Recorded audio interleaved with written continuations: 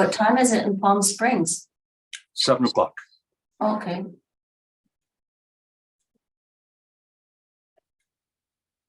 Okay, we are live. Good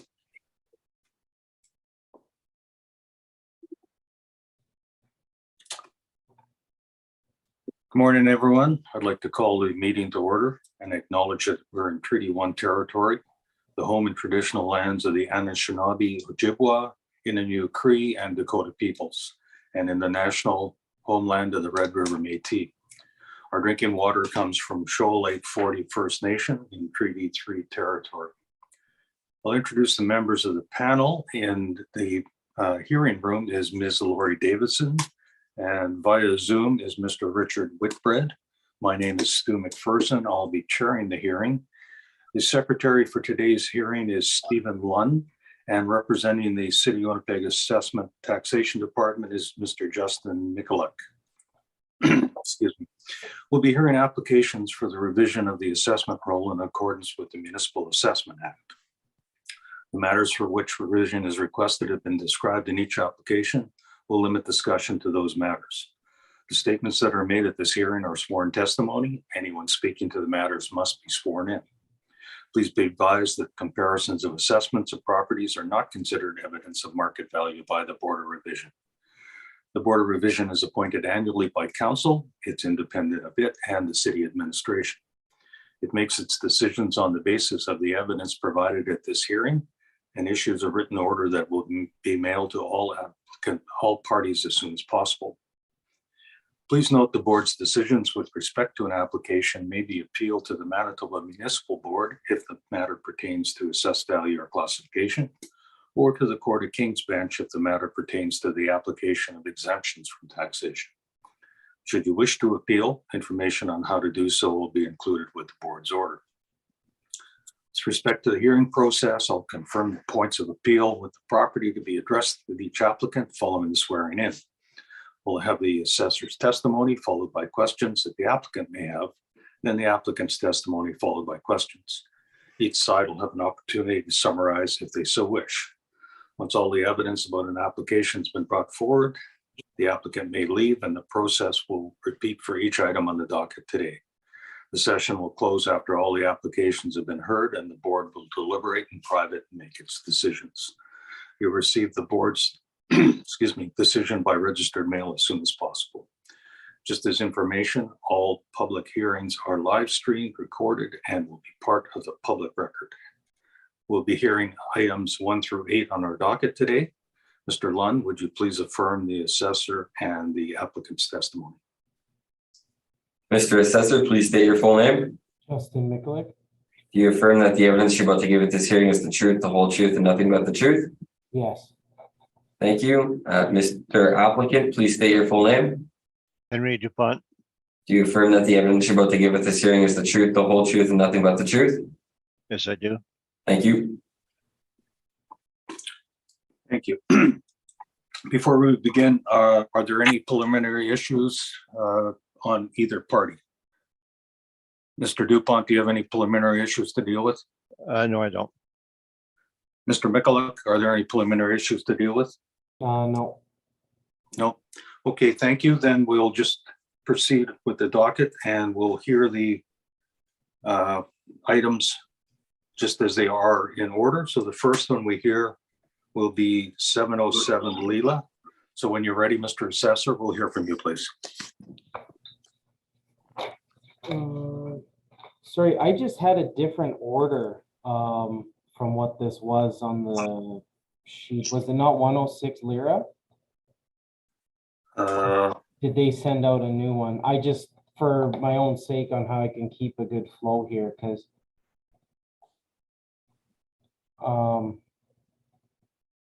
Our docket has 707 Layla first, and 106 Lyra was fourth on the docket. I can send you an email with the updated docket very quickly. yeah, I never ended up getting that. But okay, I mean, you just have to give me a second here to get that. Yeah, take your time. 707 Leela. Okay. Can you just tell me what the order is going to be today, just so I have it ahead of time? Sure. Do you want me to do that, Stephen, or? I can do it for you. So the first property which are here is 707 Layla. Okay. And then we'll follow by 595 Layla, Okay, 675 Layla, okay, 106 Lyra Gate, 106 Lyra, okay, 7 Pipeline, 7 Pipeline, 140 Watson, 140 Watson, 9 Mandalay, 9 Mandalay. and 15 Mandalay. Okay.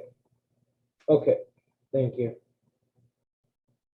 Okay, I will get that ready for you here.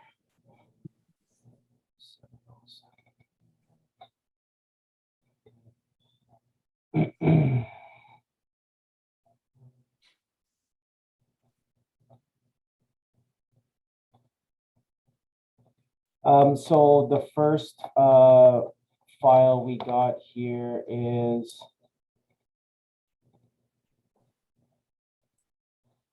file 222762, roll number 110-511-84000.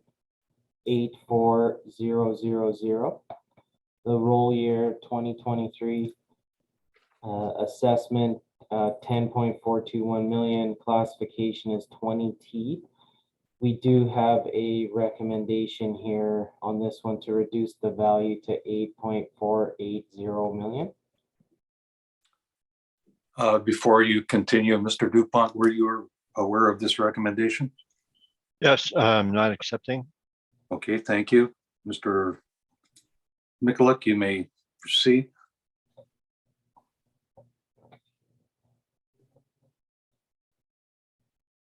Okay, so just going past onto page 2, just where the location is, you could see here located across the field of Garden City Park and the Garden City Mall just off to the west. Pretty good location for tenants in terms of ease of access to transportation, public transportation, close to retail, close to the hospital. The hospital is just at McPhillips and Leela. You could see it's just past Garden City Shopping Center. I know the picture sort of cuts it off.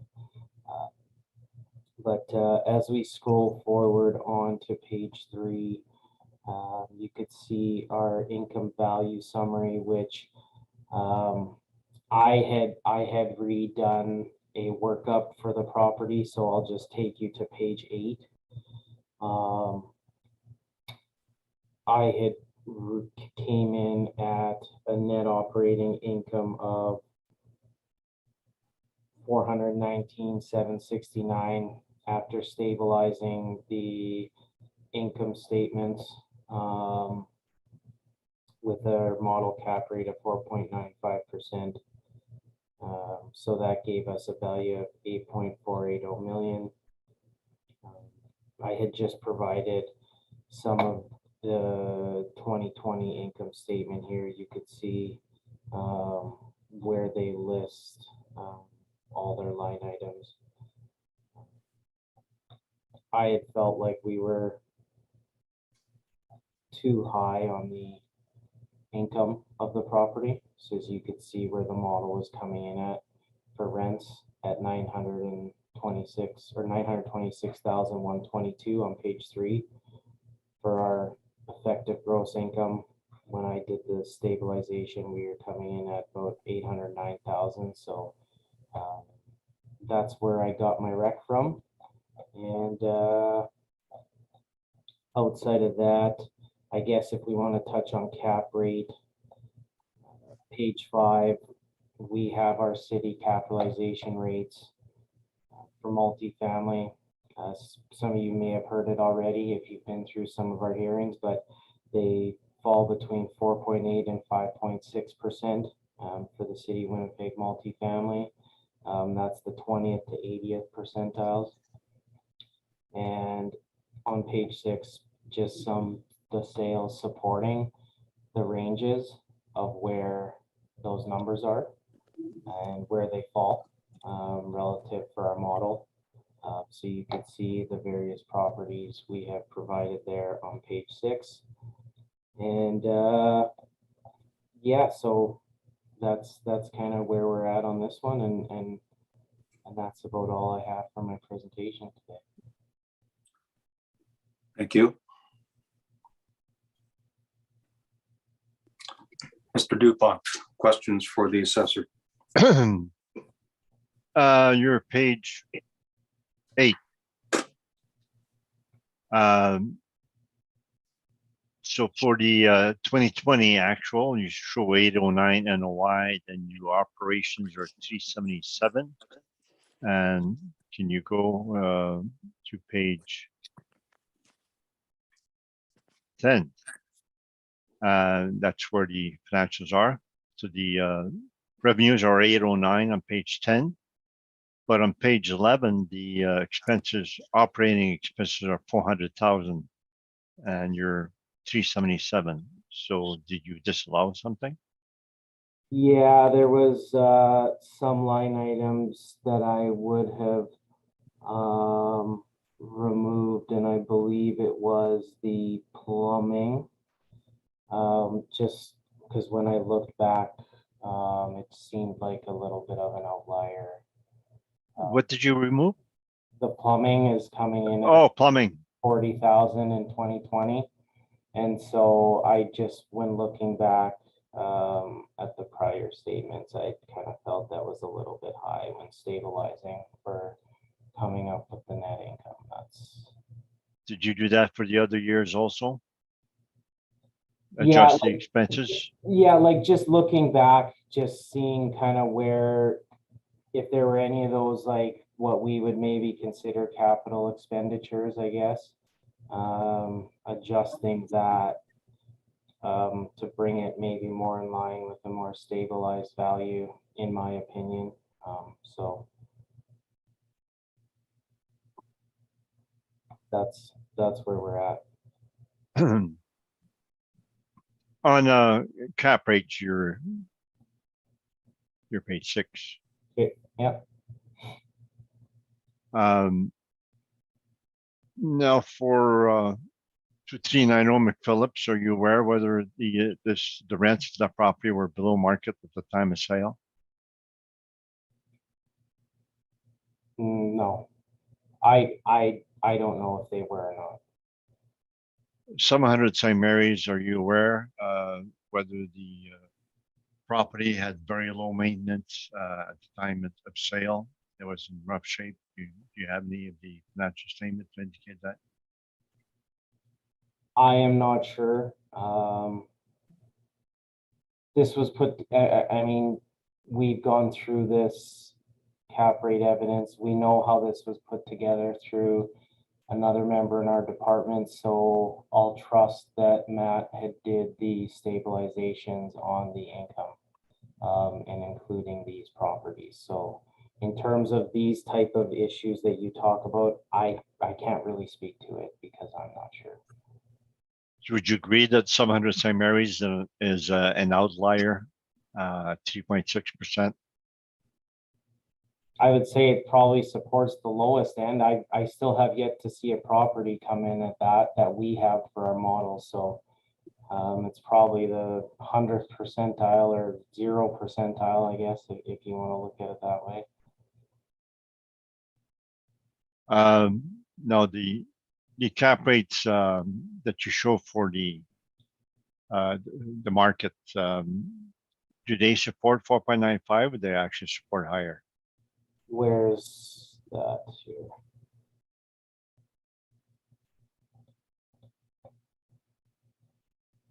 Like based on the condition of the property? Well, Or like the year built, like where, like what? your page 5, right.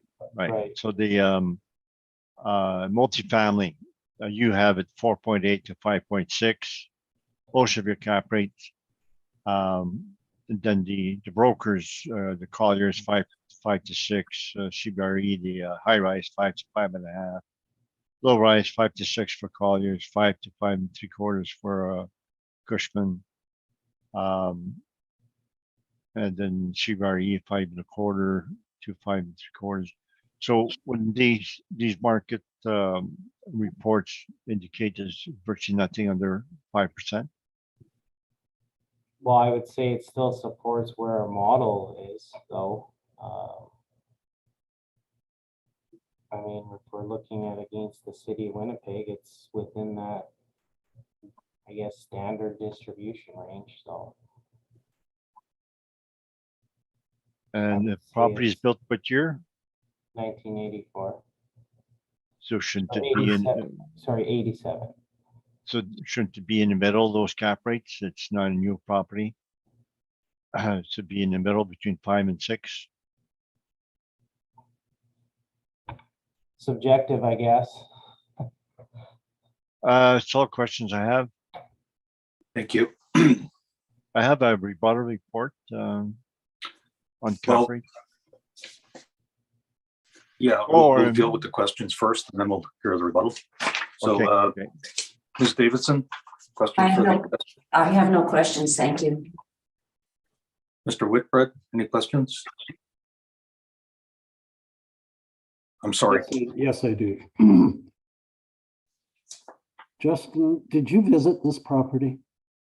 No, I see no photos in your evidence.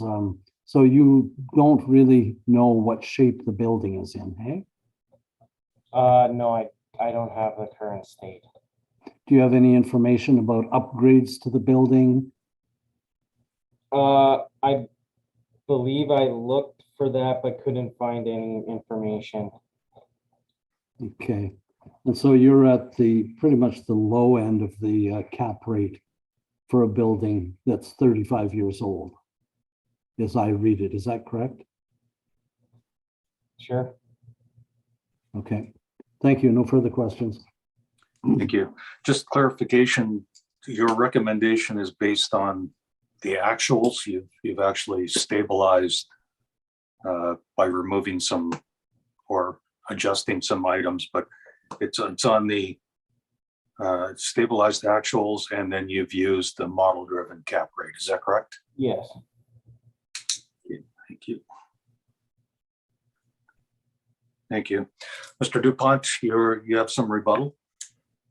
Yeah, so I sent that by email, so when you can see if the board has that in front of them. Not yet. It's not distributed. Oh, okay.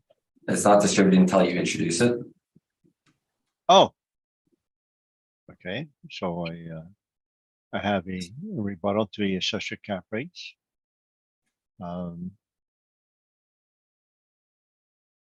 There's anything else I need to say to introduce it? No, it's just I have to share it now. Oh, okay.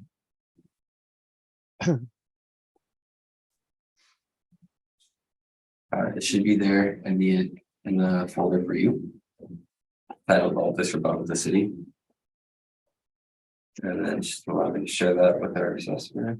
Okay, Mr. Assessor, I've just sent you an email, so it should show up in the next couple of seconds here. Okay. And to my panel members by Zoom, you'll just need to refresh your SharePoints very quickly. It'll be third from the bottom.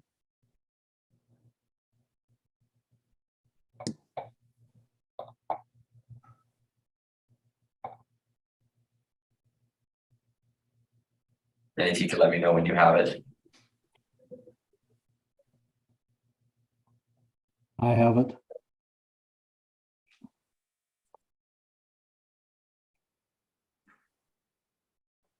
I have it as well. So, Mr. DuPont, this is rebutting the evidence the assessor used on his page 6, I believe. The Right, actual, his cap rates there, yeah. okay, thank you. Does everyone have it? Yes. Yes. Okay. You may proceed, Mr. DuPont. All right, so the first page, I say assessor comparable 2390 McPhillips. It's a new property built 2015, so it's one of the few properties we have for newer properties. It was bought below market rent, And I came to some of the hearings we had where I started figuring out the rent that it had for suite, which was a lot less than new apartments we were handling. They were usually 1,500 to 1,700. This was 1,300 something. So I checked, and there's an ad now saying that the increase the rents 245 to 395 over the pro forma rents.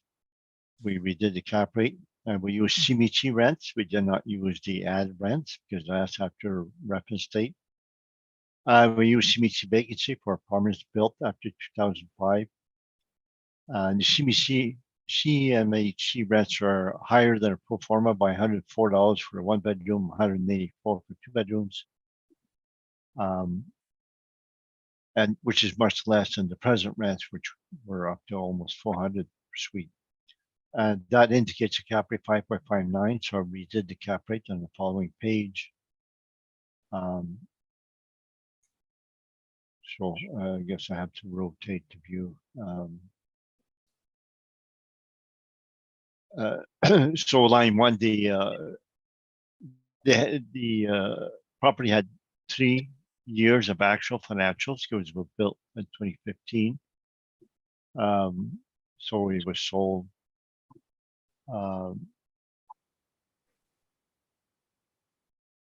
October 2020, and so we have the 2019 revenue and expense. That's about 1 year after the 2019, so the rents could have gone up some more, but we don't know the rent roll at the time of sale. But if we go with the 2019 rents, it was $1,339 per suite. It has 11 1-bedroom and 79 2-bedrooms. And then on the right, we have some table. We have the CMHC vacancy for 2005 plus. So they show for the 1-bedroom for October 2020, 6.1, 2 bedrooms, 3.1. The subject suite mix comes to 3.47. That's what I use to stabilize. And then the rents for CMHC 2005 plus are shown there for 1 and 2 bedroom. The October 2020 or 1317 for 1 bedroom, 1555 for 2 bedroom. So the average of subject suite mix is 1528, and that's what I used to stabilize. The pro forma rent, but it's set in a pro forma, was 1210 for 1 bedroom, 1373 for 2 bedroom. So the rents that we have over pro forma showing 104 and 184. Then we stabilize expenses a relatively normal way. The assessor's done a rebuttal to this cap rate, and we stabilize the expenses similar to what the assessor has done. So the expenses should not be an issue. Repair units is only 800 per suite. That's based on actual, because it's a newer property. So we know that over time, our expenses will be going up, especially 8 years or so after the carpet or flooring and appliances start to get replaced upon turnover. So that comes to cap rate 5.59. The next one, the next page shows assessor cap rate. Some of the same areas. To rotate view. Property was bought with intention to renovate as per enclosed letter from property manager D7. Purchaser was first-time buyer. Property was in rough shape, with previous owner doing nothing for repair maintenance. Would have been very low repair maintenance, and likely low rents. So we bought with intention to renovate. 32 Arden. Two things, advertising after purchase, the property was renovated, indication intention to renovate. Also, there was laundry income missing in 2018. In the prior 2 years had laundry income. So that makes it incomplete revenue data. We enclosed the questionnaires indicating the these laundry incomes, and I called the vendor, and he advised that the manager, Sussex, did not report laundry revenue because his sister was collecting laundry revenue directly. But I was going to the manager. We have a municipal board order after that, sending use of property use cap rates when purchaser intends to renovate. They tend to have low cap rates. So the next page, the rebuttal is the CMHC rents. It shows highlighted 2005 plus. The CMHC vacancy highlighting 2005 plus for vacancy. We have the ad from Lady Joyce apartment. I've highlighted the rents. So the page 9, it shows the rents starting $14.55 and $16.95 for 2-bedroom. Then we skip forward to a letter from D7 on page. Do I have page 13, I guess? And then the 32 are in the ad showing renovated, and we have the questionnaire showing laundry income is missing for 1 year, and which municipal board are following that. So that's my rebuttal evidence. Thank you. And can I assume that this rebuttal evidence will be for all the properties today? Yes, it will be, yes. Thank you. Mr. Mikulik, any questions on the rebuttal evidence that's submitted? For 2390 McPhillips, let's get, so you actually stabilize the net income higher, correct? Higher than the assessor, yeah. Okay, okay. Now, would you agree though that because then the net income goes higher because we know the sale price, it pulls the cap rate higher?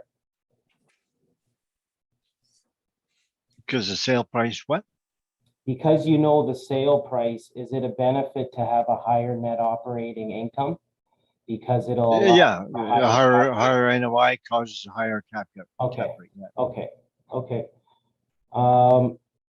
And so would you say then though that cap rate should be the element of risk, correct? Yes, it's mainly what they're determining. There's other factors, but it's the risk, I think, that decides whether it should be 5% or 6%. And usually the age is part of that, also condition, etc. Okay. And so would you say though that a higher cap rate though would mean that there's more risk associated with the property? No, it just means they had a higher return than what the city calculated.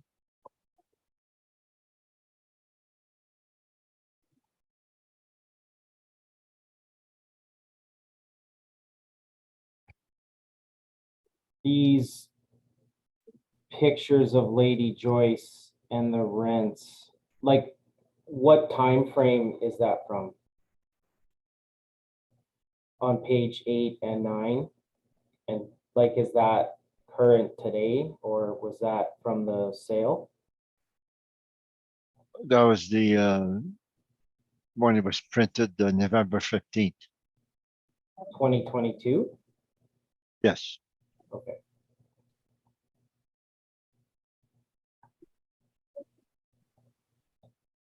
So it's a new property, would not have been renovated. Like older properties, we can potentially assume there was a renovation after purchase, but this was a new property that was likely not changed physically. So are you saying on page 2 that the purchaser told you that they purchased the property below market rent and was going to increase it after the purchase? Like, did they tell you that information? Or is this something you've just assumed so that you could up the income on the property to go to CMHC? I did not talk to the purchaser. I got that ad showing that they raised the rents $250 to $400, and then I put CMHC rents, which were lower than the ad for the rents that the purchaser had. So you don't think the purchaser would have made the purchase price of this property based on the current income stream? No, they would have known the current income stream was below market.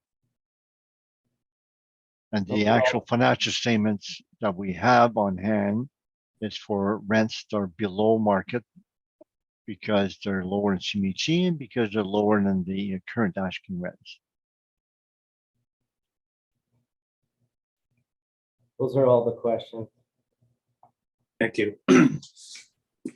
Ms. Davidson, any questions on the applicant's rebuttal? I have no questions. Thank you. Thank you. Mr. Whitbread? I have no questions. Thanks. Thank you. I have no questions. That'll bring us to the applicant's evidence on this property. So when you're ready, Mr. Dufont, we'll hear you, please. Yeah, in the beginning, show you the photos, the property, brick building, shingle roof, so, and we can go to the maps, etc. It's a relatively good location on Leela, and it shows the map, Google Map page 8 shows it's not that far from Garden City Shopping Center. So it's a good location. The cap rate that we have on page 12. So it says we dispute the assessor's cap rate 4.95. We use 5.5. We have the cap rates that we have established from our cap rate study. So the subject would fit the 5.5 there, 1960 to 1998, 1 to 5 story. We show the same market reports that the assessor have on their report. They call yours CBRE cap rates, which were mainly 5 to 6%. We'll go to the cap rate study later on. Then the income approach follows. So the line 3, they have 808 in income, which is 1,036 per suite. It's 41 bedroom, 25 2, so they have more 1 bedroom. And the assessor is quite high at 1239. The actual vacancies are relatively low, 0.2%. We use a market vacancy 4.2. So line 13, we're at 775. And the assessor recommendation, I believe, is 803 or something like that. So it's relatively close. The expenses that the assessor has stabilized, I believe it's higher than what I have.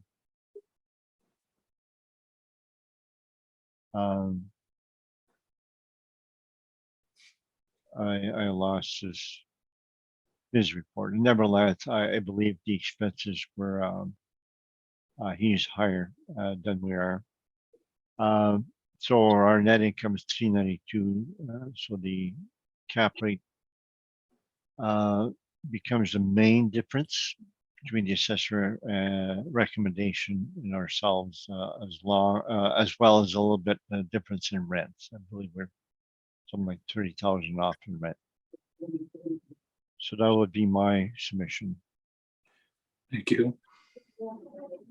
Oh, the next page 14 shows that I did remove the plumbing, 40,000 for 2020 in calculations of the average for repair maintenance. Thank you. Mr. Michalak, questions for the applicant?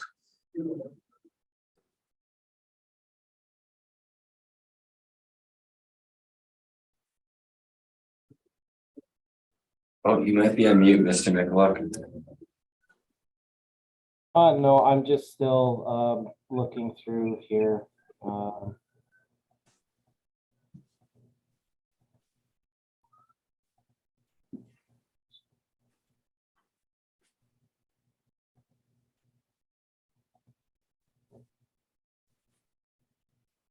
So for the income stabilization, you use their actuals? I use their actual income and the market vacancy. Okay, so just like, I'm just trying to find here their income statement. So their 2020 showed, okay, so you have 808.31, their 2020 showed 809.31. And then you also deducted vacancy off that. Wouldn't that have been with the vacancy already factored in when you look at their income statement? Line one, we started with 818,374. We deducted the discounts, so the potential market rents come to 808,301 as before adding all the other items.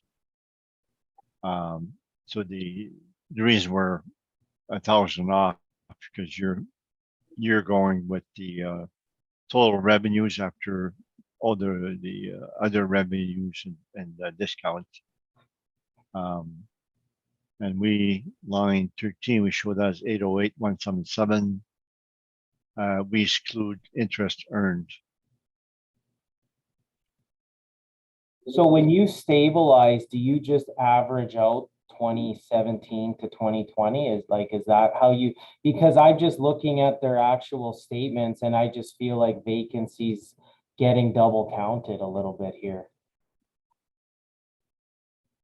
Not double counted, it's actually 0.2% for 2020. Like And their we are- actual revenue in 2020 shows 809,131 less maybe some interest earned. But then for 2020, you have 808,177, but then you stabilize 775,991. It just seems like a large difference. Like It's in the vacancy line 4, actual vacancy 1769. We stabilize at 33,949. So that's the difference there. As 30,000 in vacancy. So for And then vacancy, you don't use their actuals for stabilizing, you use a market? Yes. Okay, so that's where I would, okay.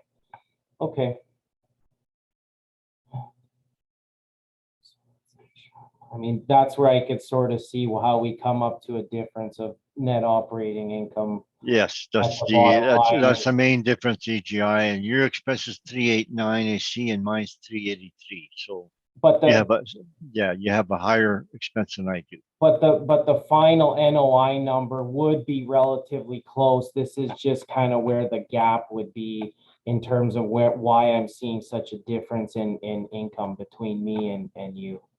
It's the NOI difference would be Okay. virtually all in the vacancy. So their actual vacancy is quite low.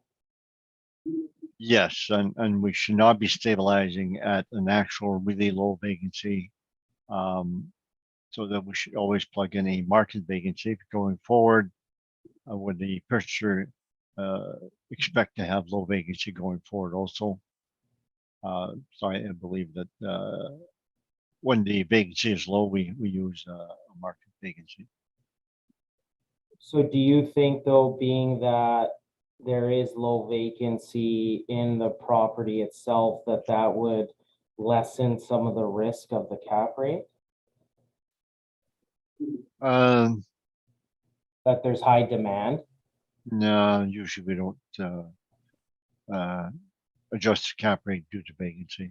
We should adjust the vacancy itself as to what we think the best vacancy stabilization should be. But does the demand of the property itself, when you're looking at actuals and saying, well, you know what, they have low vacancy, they must have pretty good demand because, you know, they're not experiencing any type of real issues filling it up. Would that come into a subjective opinion of, say, applying a cap rate to a property? When the vacancy higher than market, we may stabilize the higher market, but we do not adjust the vacancy, the cap rate again that will be double counting. So we don't say it has high vacancy, therefore we increase the cap rate again. So it goes both ways. So when it's higher vacancy, we don't increase the cap rate. Okay, those are all my questions. Thank you. Ms. Davidson.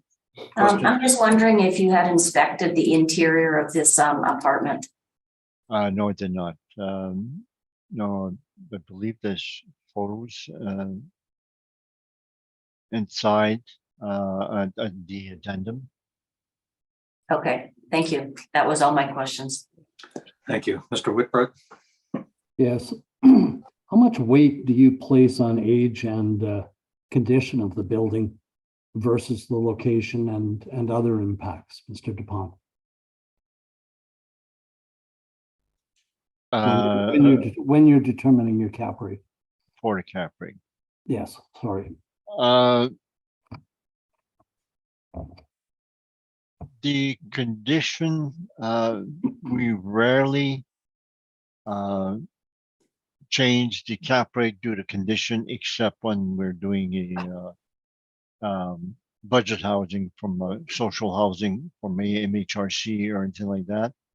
So for private properties, we rarely take condition as the for making an adjustment to cap rate. The condition would be reflected in the rent and would be reflected in the repair and maintenance. Usually we do not change that again. Condition, location, all of our cap rates are based on good location. We do not have a premium for a better location than others. We increase the cap rate whenever it's a bad location, West End, North End. And age? Do you have a premium for age at all? No, not a premium. The cap rate is categorized by age. So wherever it fits in the age, and we negotiated settlement of 2020 at the municipal board, all based on the same age categories. So that's the age categories. That is the chart you provided in your evidence. Okay, thank you. And so we've been using that age category for years, similar to the assessor. No further questions. Thank you. Thank you. Just a couple, in your income workup, you've got discounts. What are the discounts?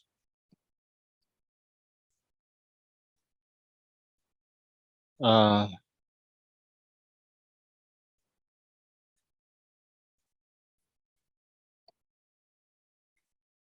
would be page. Sorry. Your income workup, page 13. Yeah, I'm trying to find the financial.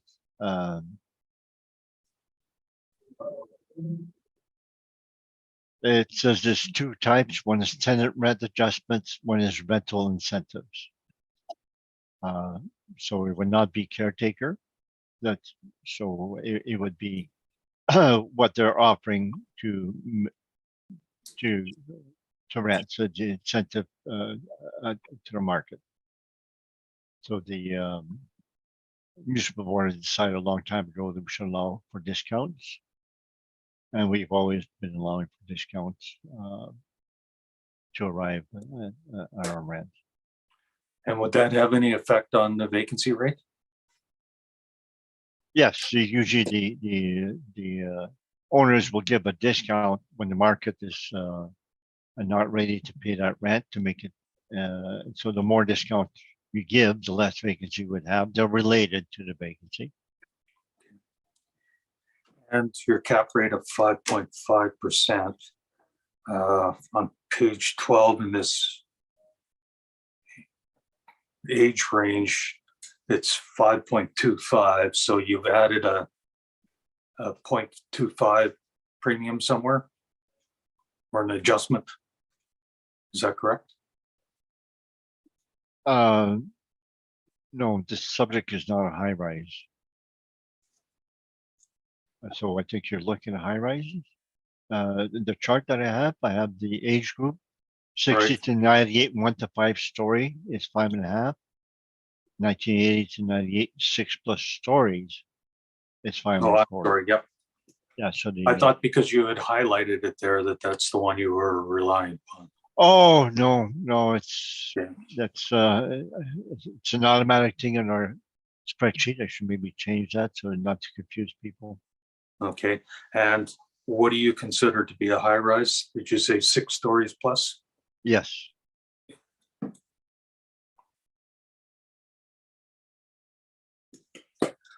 Okay, I thank you. Desire for summation, Mr. Mickle. I still have to present my cap rate report. Oh, okay. Go ahead. Okay. so And I this will apply to all the properties have today? all properties also, yeah. Okay. Um,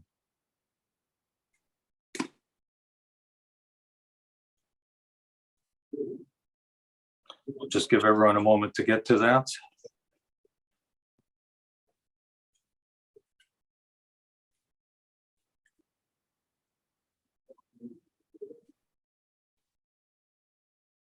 Is it the one, the appendix or the main? It should be. the main, So we start with the main? yes, the main and appendix A to C, yeah. Thank you.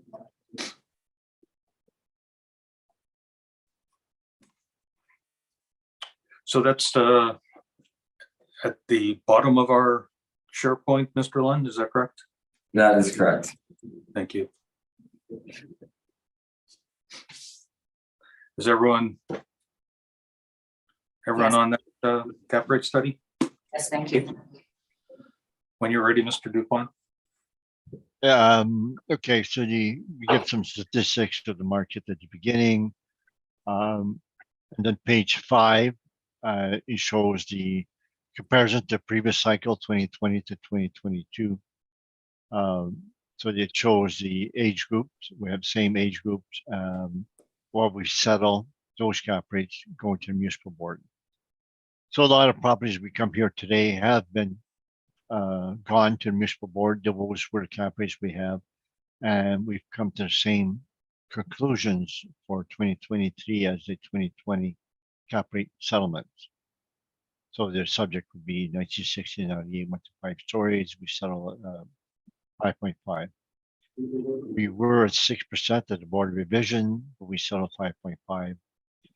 The assessor had 4.6 to 5.3 for 2020 at the board of revision.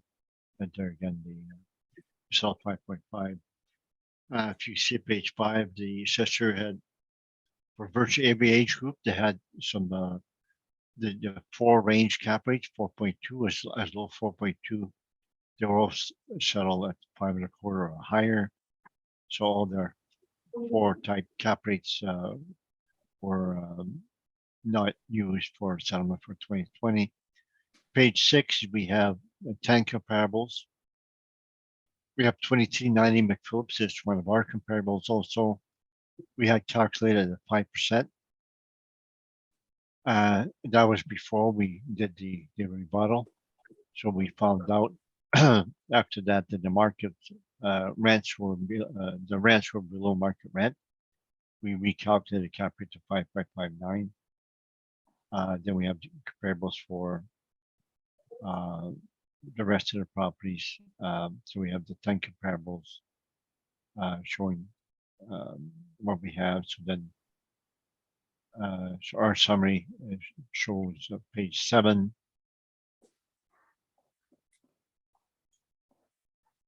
And the appendix D is the well, and after that we have the page 8, some of the cap rates from the city. So the city is all over the place with their cap rates. So different properties, different age group, they have different cap rates, much different than the previous. And the last column sometimes shows what there is difference between 2020 and 2023, and sometimes they're higher, sometimes they're lower. So their computer model changes the cap rates for different categories. And then the second part, the appendix D, shows the cap rate calculation for each property, all the backup supporting data for each one, and that's how we arrive at it. So we it's a full report with all the backup for each cap rate, showing how we arrived at it. So that's my cap rate evidence. Thank you. Mr. Michalak, any questions on the cap rate study? We just have our rebuttal. If you would like to pull that up.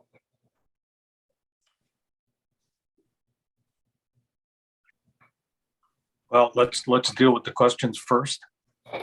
You have questions on the cap rate study? No, you know what? Then we'll hear your rebuttal after we hear the questions. Sorry, say that again. I said we'll hear your rebuttal after we have questions from you and the panel regarding Mr. Dupont's presentation. Oh, okay. Okay, page 3 here with the interest rates in the appendix, I guess the first one. So the line here, the overall cap rate percentage, is that a national indicator Um, on page 3? yeah, I believe that's national. Okay. Where would you say, like, when I kind of do the paper straight line method across, I mean, I'm getting a cap rates probably about 4.5% cutting off their Q1 2021. So would you say, based on that line, the trend for cap rates has been going down? Across Canada, the downward trend, Okay. the So slight trend downward, yeah. okay. So in your opinion, where do you see, like, Winnipeg, you think is well above that downward trend for national cap rates? Where that line ends up?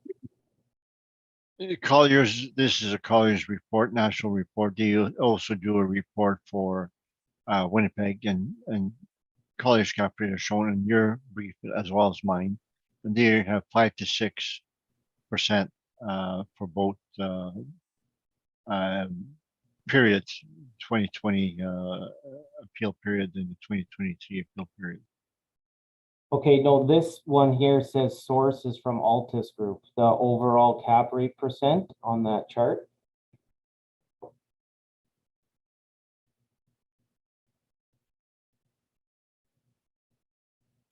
What page you're on though? Page 3, where it says the red trend line where you guys put suburban, multifamily, residential. There's all the lines comparing the different types of capitalization rates and the trends that it's following. And at the bottom, it shows valuation says- advisory services and a dash Colliers Canada. Well, the first chart says source is Altus Group. So it appears we're, if it's Altus.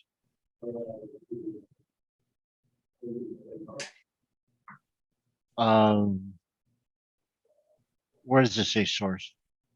Like on page 3, Oh, where it says right. overall cap rate percent, and you have the long lines on the chart, the first one, not the one that says interest rate versus cap rates, but the top one.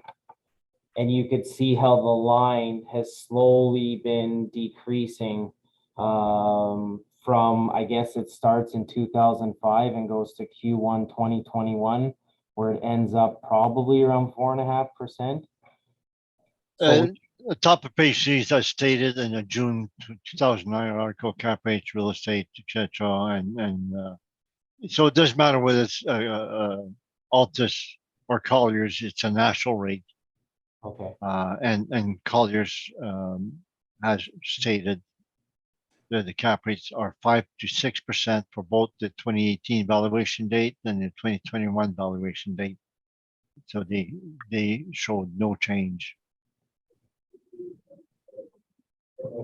Those are all my questions.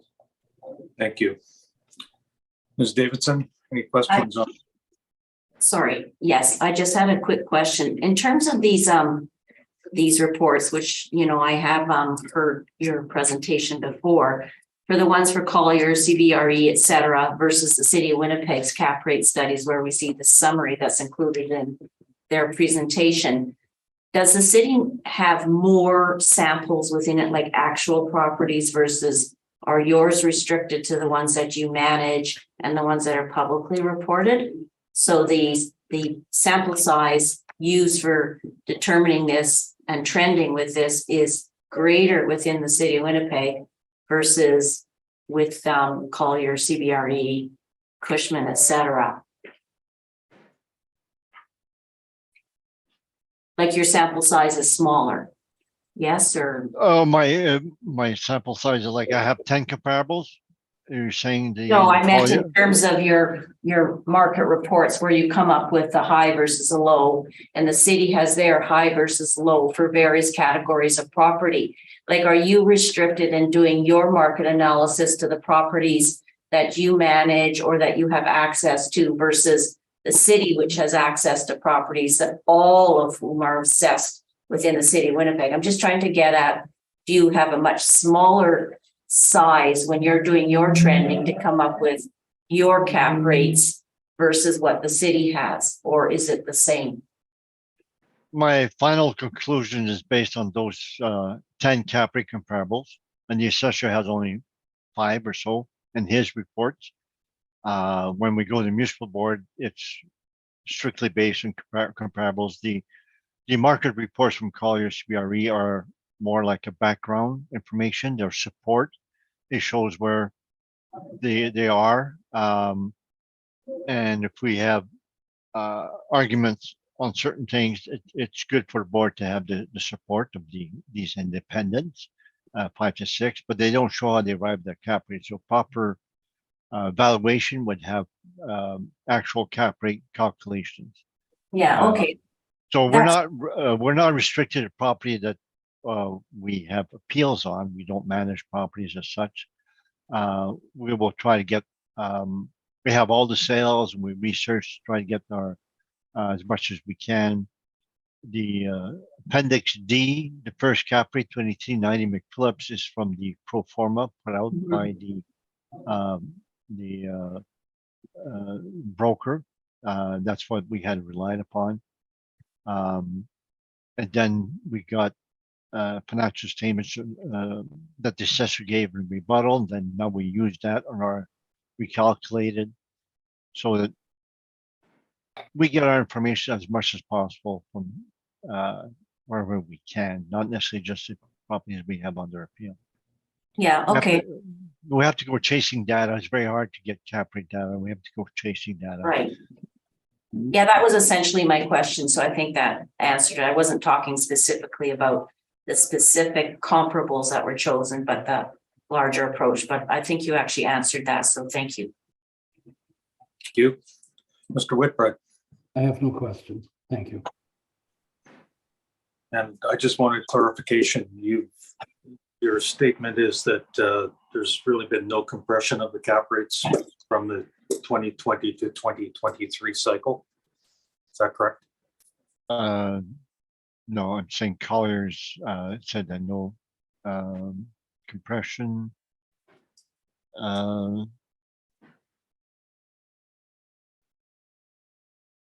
Like, if I find the chart, I think maybe my cap rate report page 2 actually. It shows the Colliers, CBRE, Cushman for each type that they have. So Colliers low rise, there was no compression. CBRE had 0.25% compression. Low rise A, low rise B, they had a quarter compression for the low end, but 0 for the high end. Cushman low rise had no compression, Collier's high rise, no compression. So depending on the types, so a lot of the types have zero compression, some have a quarter. Okay. But you don't have an overall opinion on that? Like, these are different reports and this is what they're showing. Right. What is your conclusion from that?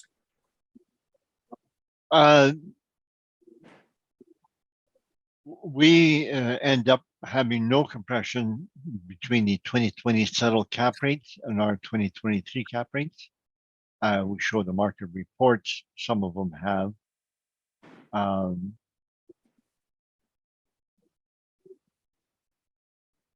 The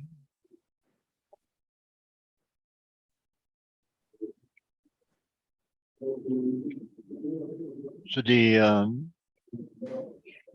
like CBRE low rise A, they were 5.5 to start with on the low end, and now they're 5.25. So that's relatively higher than what we have. But a low rise, we would maybe start. Well, we start 5.25, so that 5.5 was a bit on the high side last time. It depends. So the Cushman is a bit. The one is a bit off on their high rise.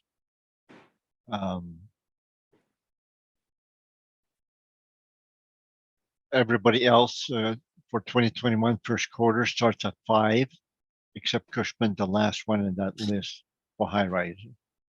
So they're 5 to 5.6. So depending what they had last time, and there's a compression.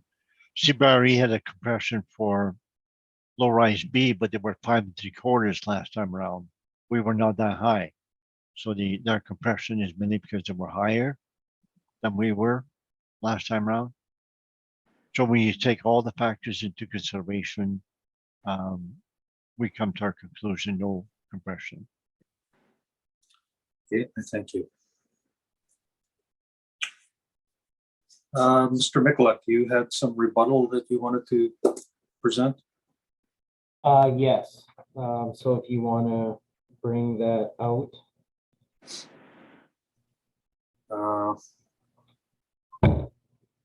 Okay, that will now be at the bottom of our SharePoint.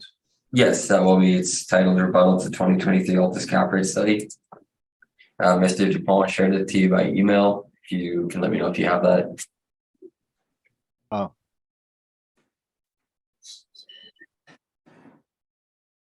And are you able to find it? Yes, I have. Okay. Okay, got it. Okay, you may proceed, Mr. Michalek. Okay, so some of you may have, or you have all may have heard this already, but if we go to page 3, so we could start at 2390 McPhillips. You could see where our income stabilization comes in. Now I know the applicant had actually stabilized the net income higher based on CMHC and an assumption that the rents were just automatically going to be raised. We based our data on the actual history of the property. So you can see here where we're coming in, the net income based on the actual reported. You could see how we stabilized here to an effective gross income 1.476295, expense ratio 37.11% to come up with the 4.79% cap, all based on the actuals reported in the property.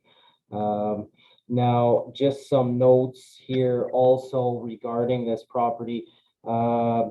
It has ensuite washer and dryer, ensuite pantry storage, multi-purpose room with exercise room, 146% parking, and then close to amenities like retail, Walmart's right there, the hospital's relatively close. And I mean, just when you look back at Altus's cap rate study, they have proposed that, building amenities, tenant preferences have changed. Many more people are working from home, a trend that predated and amplified by the COVID-19 pandemic. Due to this and other factors, there has been a growing preference for in-suite laundry, which 2390 McPhillips has. Office space, den, I guess you could say that's subjective per unit. Gyms, this property does have a fitness center. It's got, again, like the multi-purpose room for exercise. The parking, we're at 146% parking on this building. So again, very positive amenities that if you were looking at a subjective decision of how to apply a cap rate, these are all positives. The suite mix, it's mainly 2-bedroom suites, which from Altus's report also says that there was a growing demand for 2 and 3 bedrooms. Because higher mixes of bachelor and 1-bedroom units will carry a higher risk. And then just location and external factors, I think we could agree that the location's pretty good for an apartment, being that close to retail, hospital, etc., close to public transportation. So that is 2390 McPhillips. Moving on to 555 Corden. We are in agreement there with Altus on page 11. So you could pass that one. 677 Maryland Street on page 13. So we stabilized at $1,000 per unit, whereas Altus used a 4-year average.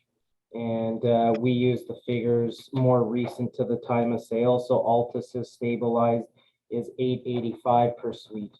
So you could see when, and this is just an overarching thing too, that I want people to realize, when you know the sale price and you're doing these, look at how low the expense ratios are, because it's a benefit at the end to have a higher net income once you know the sale price, so that it makes the cap rate higher just based on sheer math. Because you're dividing a higher amount into the sale price, compared to when we're doing our subject property appeals. You'll typically see our expense ratios with our properties at the city. We're always contesting with the applicant, oh, it should be a lower net income. It should be a lower net income. They have higher expenses. Their income isn't as high. But then we want to apply a higher cap rate on top of that. Whereas when we're doing these sales comparisons, I just want you to see the expense ratios start to become a little bit lower, because at the end of the day, by a number standpoint, it's to their advantage to have a higher net operating income.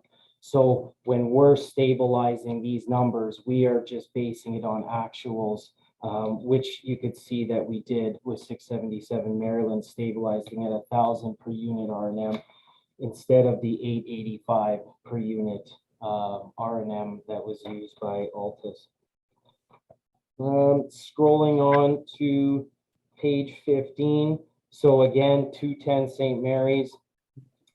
We have this one. Difference is in stabilized repair and maintenance. The city's higher at $745.79 per unit. Altus is at $388 a unit. Again, when you're stabilizing at a lower amount like that and a 35% expense ratio, when you know the sale price, it pulls the cap up because net income's higher.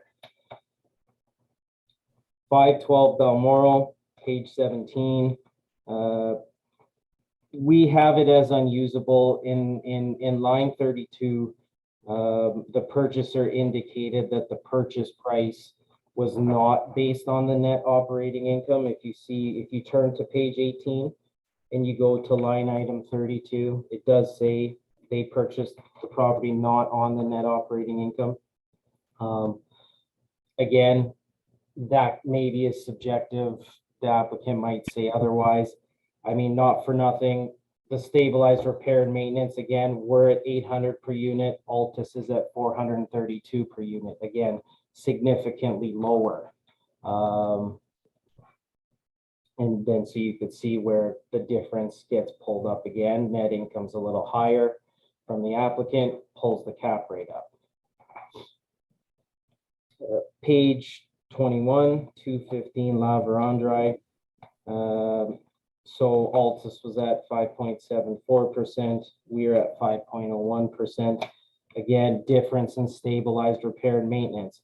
City's repair and maintenance 4-year average 1828 per unit versus Altus R&M estimate says 800 per unit. City caretaking 4,000 versus an estimate from Altus of 1,200. So again, Altus expense ratios, I believe 25% for that sale. Whereas we're stabilizing at 34.56%. Again, that's really the differences there. I'll let you make that decision. 277 Langside Street, we see it again as not being usable just from the sense the purchaser indicated the price was not based on the net operating income.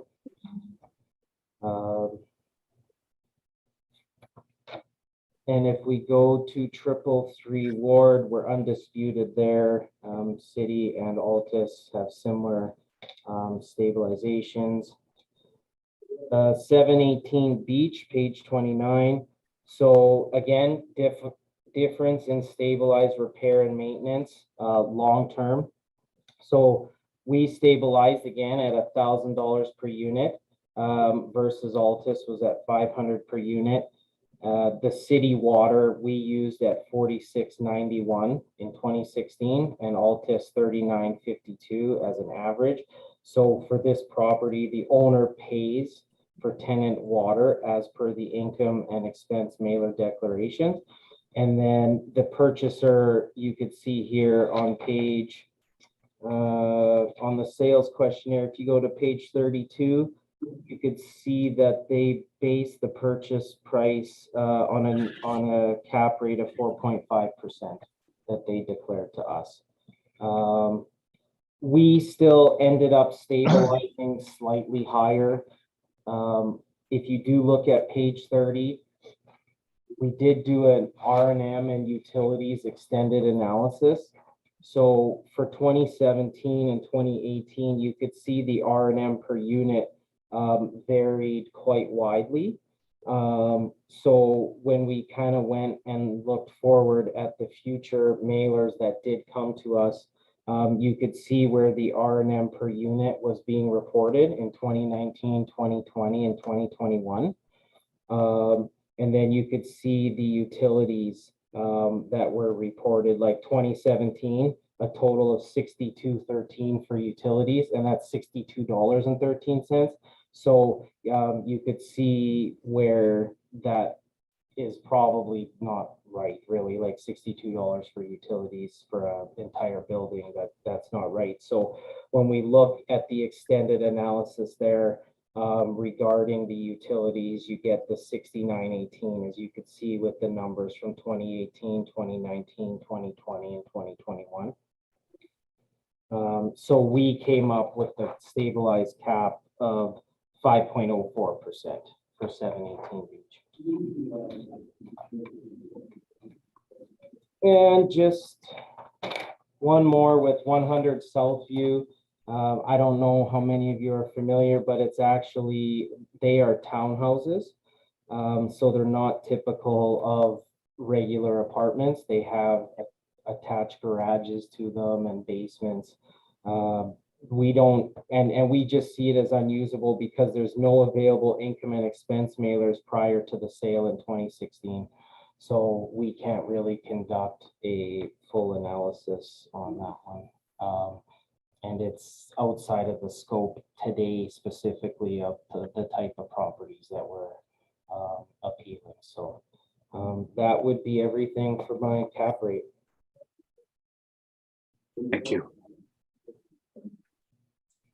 Mr. Dupont, any questions for the assessor? Yeah, page 29 of your rebuttal. Where you work it out, the maintenance and repairs, the actuals are 1,080 to 207, and you stabilize them 6,000. You're Is much that, higher, right? sorry, page 30, you mean, at the, like, the little chart? No, 29 at Summit 18 Beach, your stabilization of Summit 18 Beach. Okay, okay.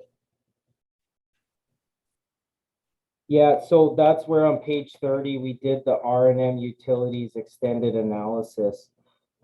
Just because those numbers were, I mean, I think you could agree that they are quite low when you look at those actuals for repair and maintenance. When you see what was reported as we go a little bit further, I think you can agree there was maybe some information that would have been left out regarding that property, which is why we did the extended analysis going forward. Because you could see how the numbers do stabilize closer to $1,000 per unit on page 30. So you use repair maintenance after the sale Correct. for you to arrive at a higher repair maintenance than actual prior to the sale. Correct.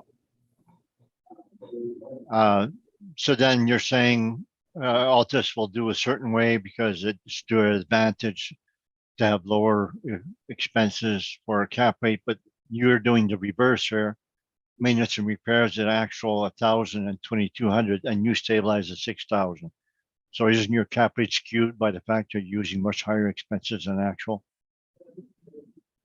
I think we made a judgment call similar to what you did on 2390 McPhillips. So looking at comparing how going forward the rents would be raised, well, we looked forward and saying, hey, here's how the expenses tracked out, because the sale did take place in 2017 as well. So this was not in the reference period that we are talking. So which is, I mean, I don't know how the board wants to take that, but it wasn't post-reference, but it's not within the time period that we're contesting these appeals in, so.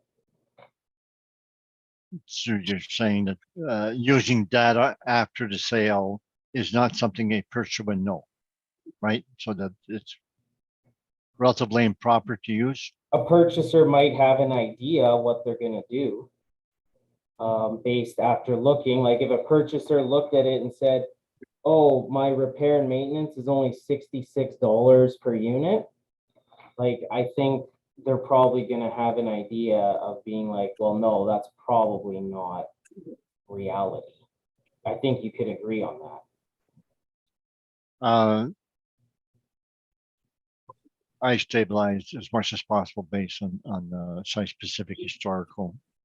And I try to avoid as much possible speculation. Two of the questionnaires indicated that one of the questions, did you rely on the income stream to establish your sale price? And they said no, and you think that's a reason to throw out those cap rates. So isn't there any other reasons why you said no to that effect, that they adjusted the net income, didn't rely on the actual, and then if yes, they have to give a cap rate, and maybe some of them don't want to give a cap rate, and so that's the reason they put no, that they did not rely on the net income. Is that a really valid reason to exclude a sale? I mean, again, it's subjective, I guess, based on the method of use that you want to use these numbers for, but I would say that not for nothing, if that was going to be a point of contention, we did do our own stabilization to show where we came in at on the property at 6.16% for 512 Balmoral and 277 Langside we came up with our own stabilization, if that was really gonna be a point of contention. We still did the workups, just to show where we would be standing, but I mean, you can't ignore that variable that someone said they bought the property not based on the net operating income.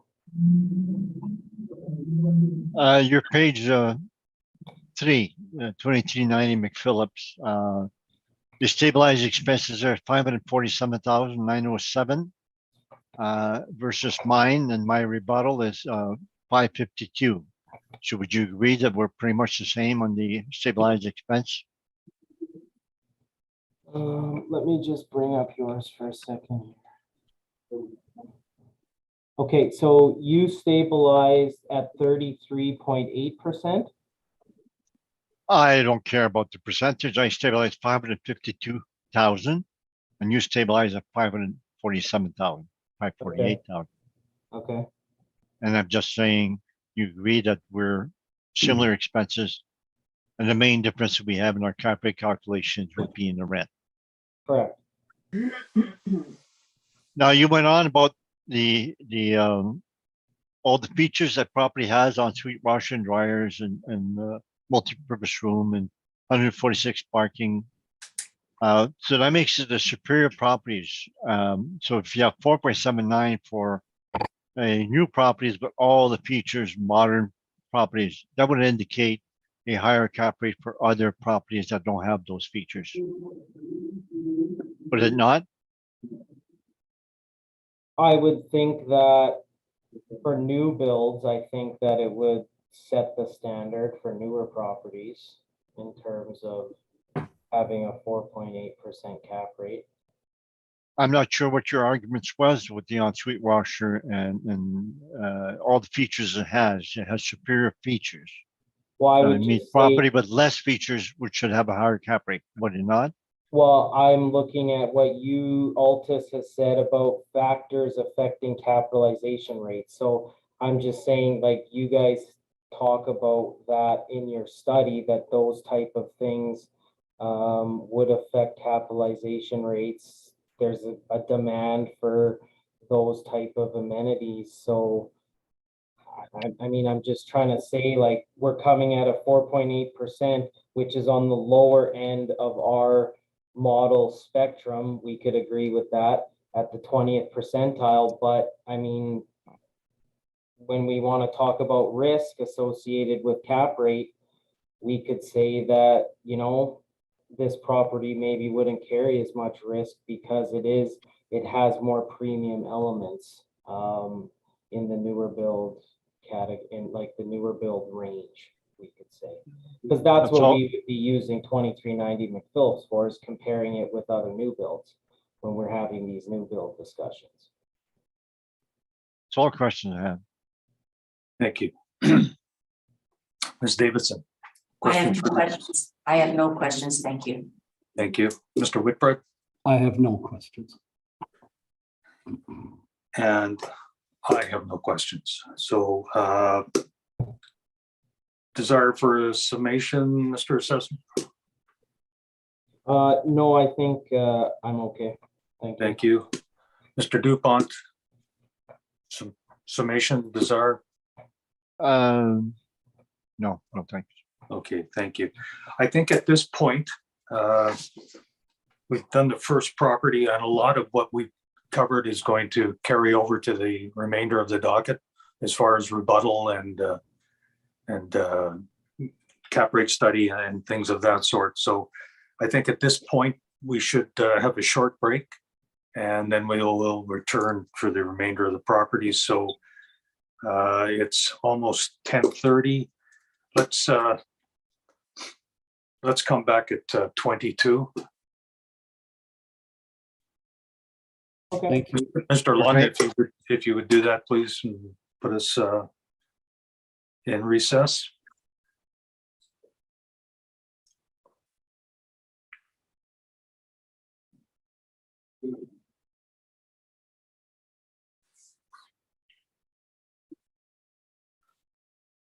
Okay, we are live.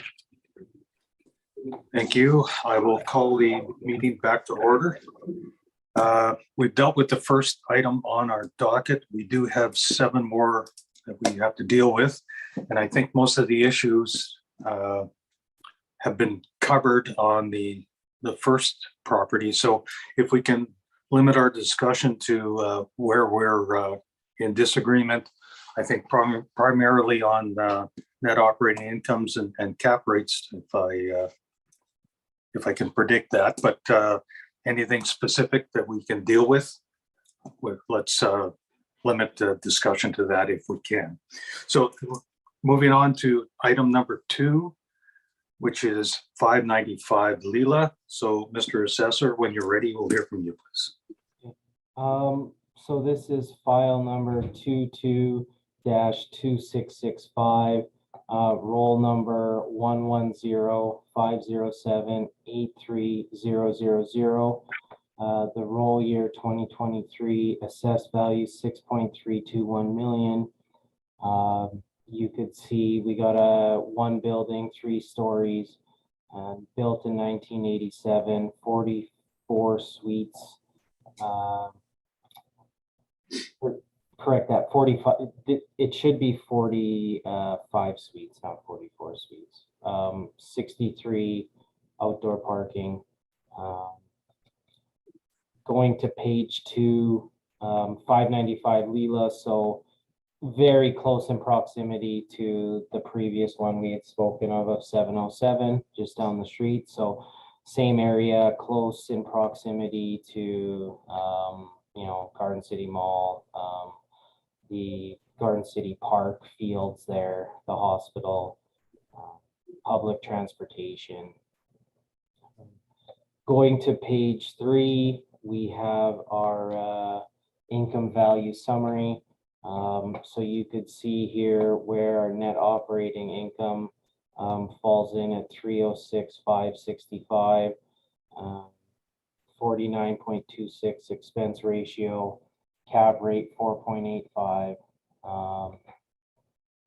Going to the rents on page 4, subject rents, 1167.92 per unit, average monthly rent.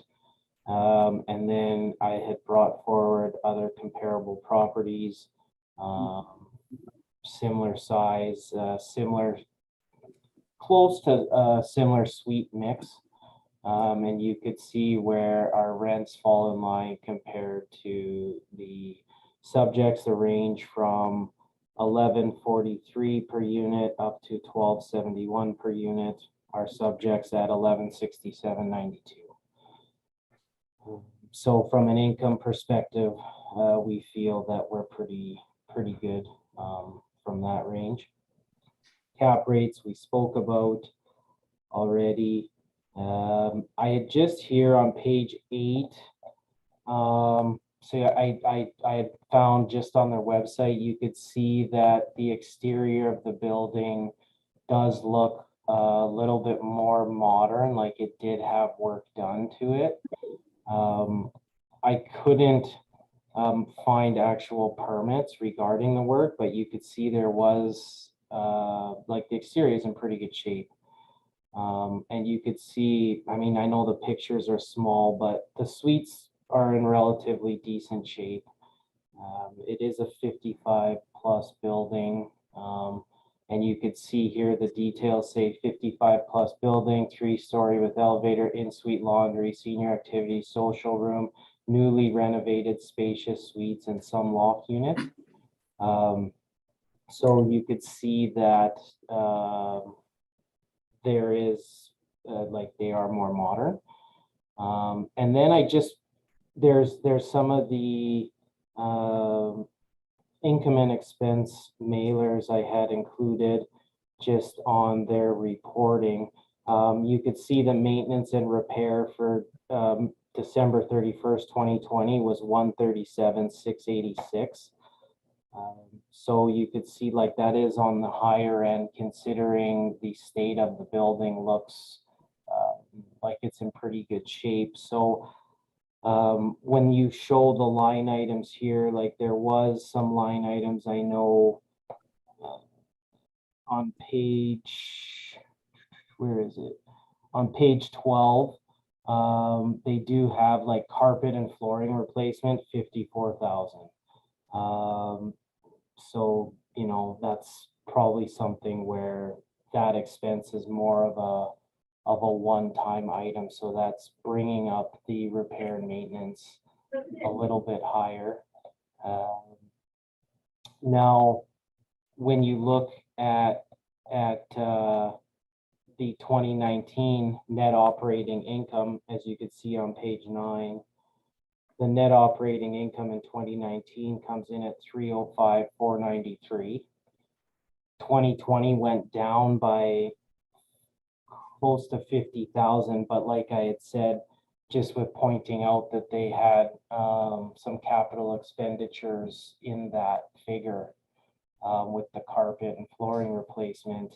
The fact that the website says that it's newly renovated, spacious suites. It has the good amenities that are in demand. The vacancy is relatively low, as you could see. So we feel like our net operating income at 306,565, judging based on those income statements. I know I didn't do a workup, but I mean, I just felt like we're pretty close based on what's been reported historically. So from that regard, I feel like we're pretty good on the value with this property. So that would be my presentation. Thank you. Mr. Dupont, questions for the assessor? You want to sum the expenses in the financial statements, but would you agree that your expenses are model driven? Correct. They're model driven, yeah. That's all questions I have. Thank you. Ms. Davidson? I have no questions, thank you. Mr. Whitburn?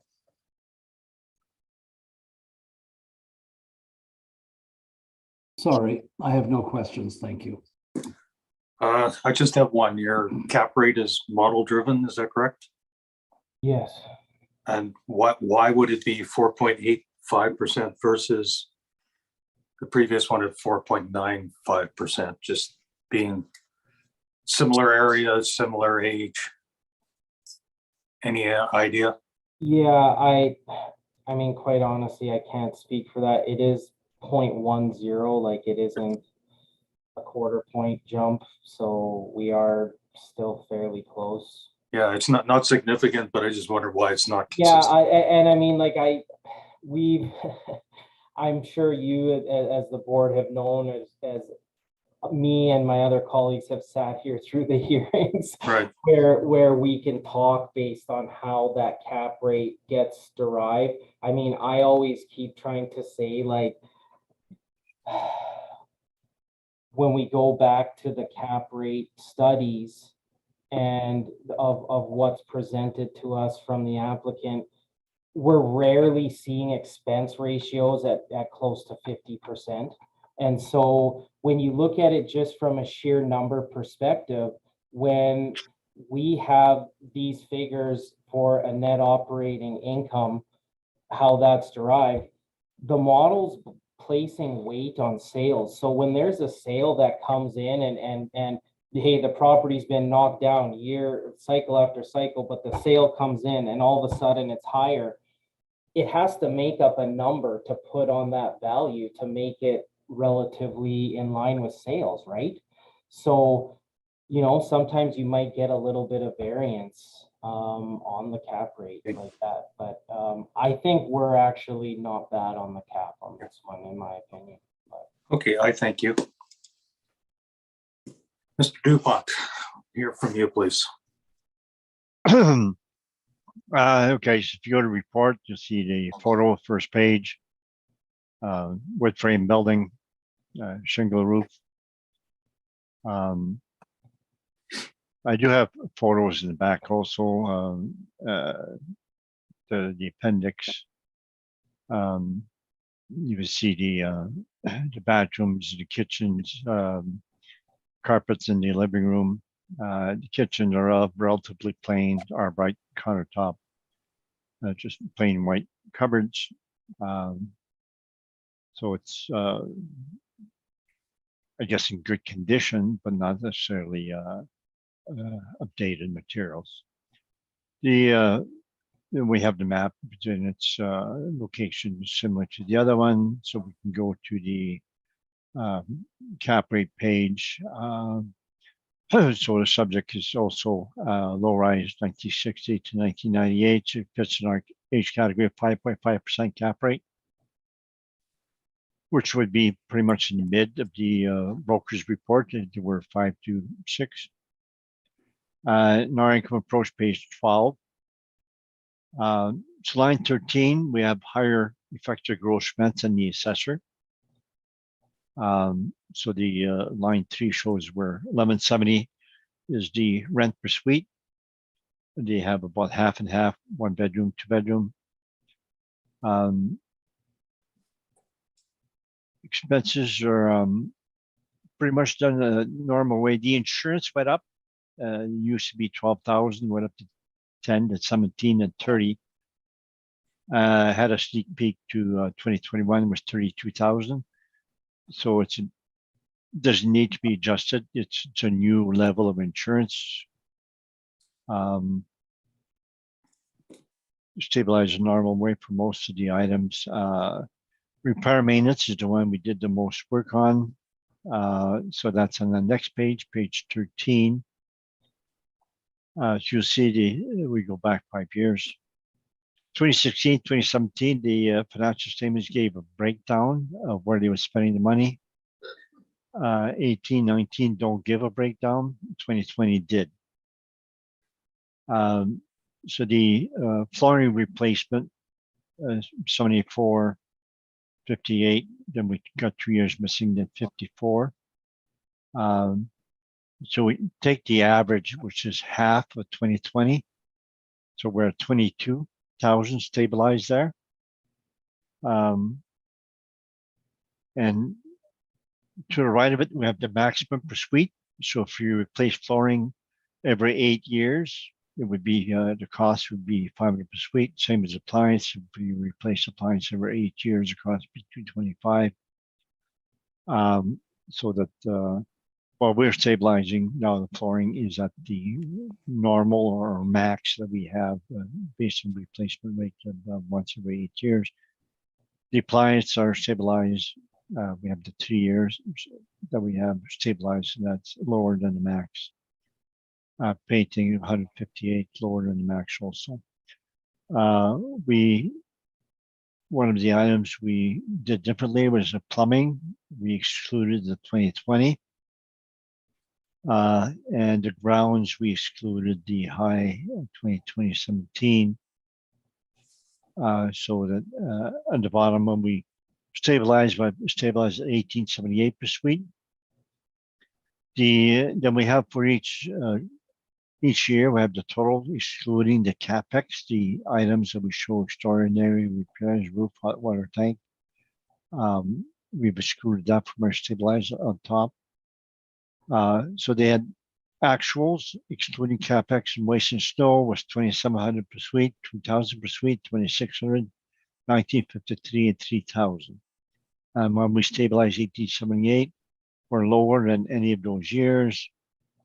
So we're quite reasonable in line with the actuals, mainly because we excluded some of the capex items and some of the high ends we stabilized. So the 1878 is a very reasonable stabilization. So back to page 12. Total expenses 337 versus the assessor 297. Our NOI line 33, we're 276 versus the assessor at 306. So we have a dispute in the NOI as well as the cap rate. So our cap rate is 5.5, they come 5030. And that's my report. Thank you. Thank you. Mr. Mikulik, questions for the applicant? Yeah, so would you like the repair and maintenance at 1878 per suite? would you agree that, okay, say based on our discussions today regarding the sales properties, that the repair and maintenance of this property falls way outside of the spectrum of a normal property? We did the repair maintenance study for 2020 appeals. And we did for every property that came to the board. And we had average repair maintenance, and it had a lot had to do with their rents. So the higher the rents, the higher the repair maintenance. 2,000 per suite was relatively normal for properties with rents in this particular level. We had some properties in 2,500 per suite, and we would stabilize some properties as low as 500, 800 when they were actually that low. So we were site specific on all properties, and that's what we did this time. Now, would you agree though that 1878 per suite seems high given the pictures of the property in terms of like the exterior looks relatively well in terms of the condition? I mean, they advertise newly renovated suites on their website, so I'm just struggling to find the connection on how we can justify this one at 1878 per suite. It feels like it just, the picture and the number doesn't jive. Like, would you agree with that? We don't stabilize repair maintenance based on photos. It's done as site specific. We have a full analysis of repair maintenance. We never had that type of analysis for 2020. We came up with those for 2023. We now have a very detailed analysis of repair maintenance on a site specific basis, analyzing the actual repair maintenance, not the photos. We come to 878, which is lower than any of the years that they have for 5 years.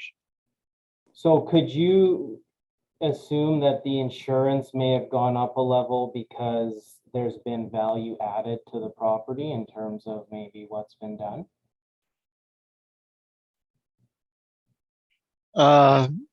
Line one, the level of rents have not increased that much over the 5 years. So I would suggest that probably the insurance was due to recalculating the insurance benefits that it had, that's how much he insured it for, discussion with their insurance agents saying you're underinsured or whatever. So I checked 2021 and it was higher, so therefore that's the amount that we use for stabilization. Could you make an assumption that based on the repair and maintenance from 2017 at 92 and then 2020 it's at 136, that potentially it hasn't been captured yet in terms of the rents based on all the improvements that have gone into the property? No, I can't make that assumption. We have the level of rents it has, we have the level of repayments it has over the years. So the level of rents that it has is higher than the assessor. We're 1170 per suite versus assessor 1168. So it has a good rent. The rents are not below market, they're relatively high. And they're in line with the repair maintenance. Okay, those are all my questions. Thank you. Ms. Davidson, any questions? I have no questions. Thank you. Thank you. Mr. Whitbread? I have none, thank you. And I have no questions. Thank you. Desire for summation, Mr. Assessor? No, that's okay. Mr. Applicant? No. Okay, thank you. We can move on to item 3, 675 Leela. When you're ready, Mr. Assessor.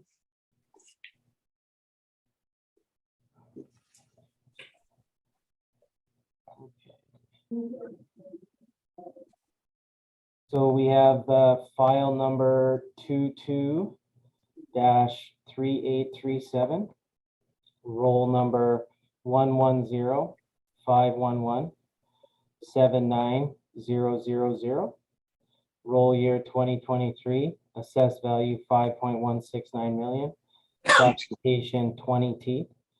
I have a recommendation of 4.625 million. One moment, please.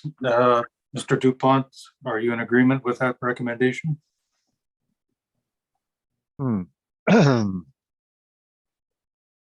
How'd you arrive at that? Or did you show? Yeah, so if you go to page 8, I have an NOI of 222,000 and a cap rate of 4.8%.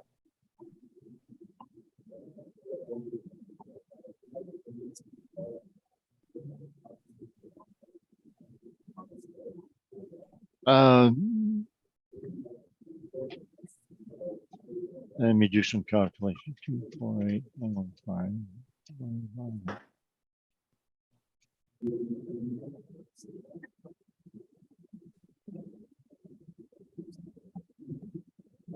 I'll accept that. Thank you. So, Mr. Assessor, it's basically your workup on page 8. That's your revised calculations for your recommended value, correct? Correct. Thank you. Any questions or concerns, Ms. Davison? No, I have none. Mr. Whitbread? I have none. Okay, thank you. Let's move on to item number 4, 106, the Lyra Gate. When you're ready, Mr. Assessor. Yeah, I'll just hang on 1 second.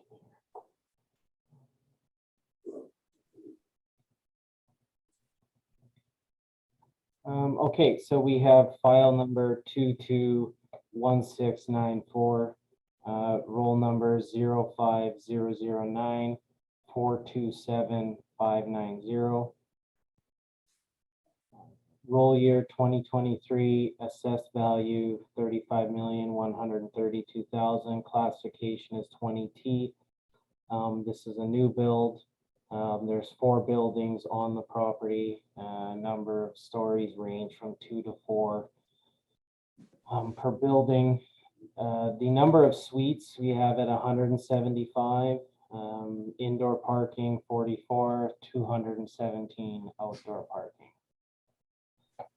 So on page 2, you could see where the property is located on the north end of McPhillips in that new development, the Aurora Park area that's been taking on just off Murray Road that runs through to McPhillips in the West Kildonan industrial area.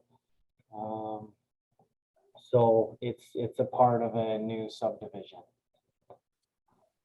And if we go to page 3 with our income value summary, you could see our suite mix workup where our average monthly rent comes in at $1444.11.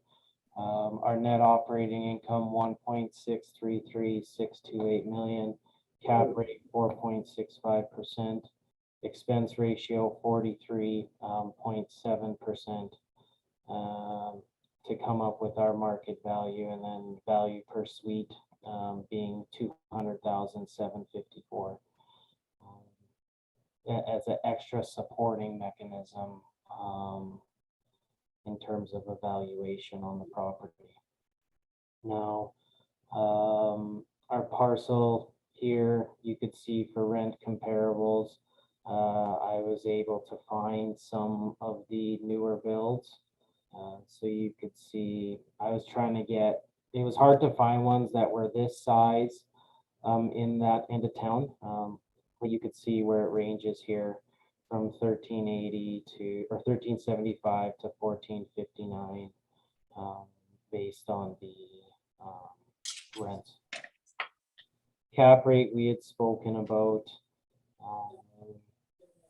You know, I'll take you to page 9. It's just I had supplied some of their income workup so you could see up to the reference date of January 2021 to March 2021. You could see just where the vacancy was trending and where the income was being derived from. And just pictures on page 10, 11, 12, 13, just kind of showing the amenities that the property offers.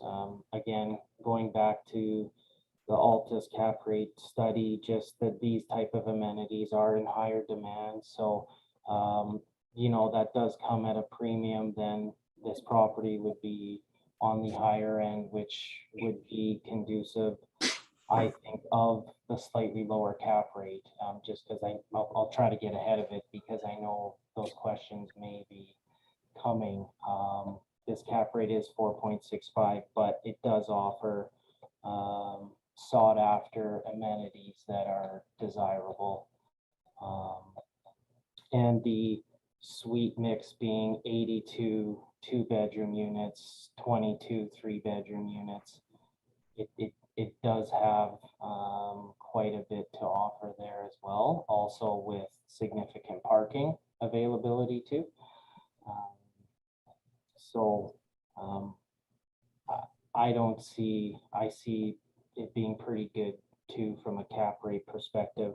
And then just some, on page 8, I just provided, again, with the new builds, we're kind of just looking for extra support because we can't do a full income analysis.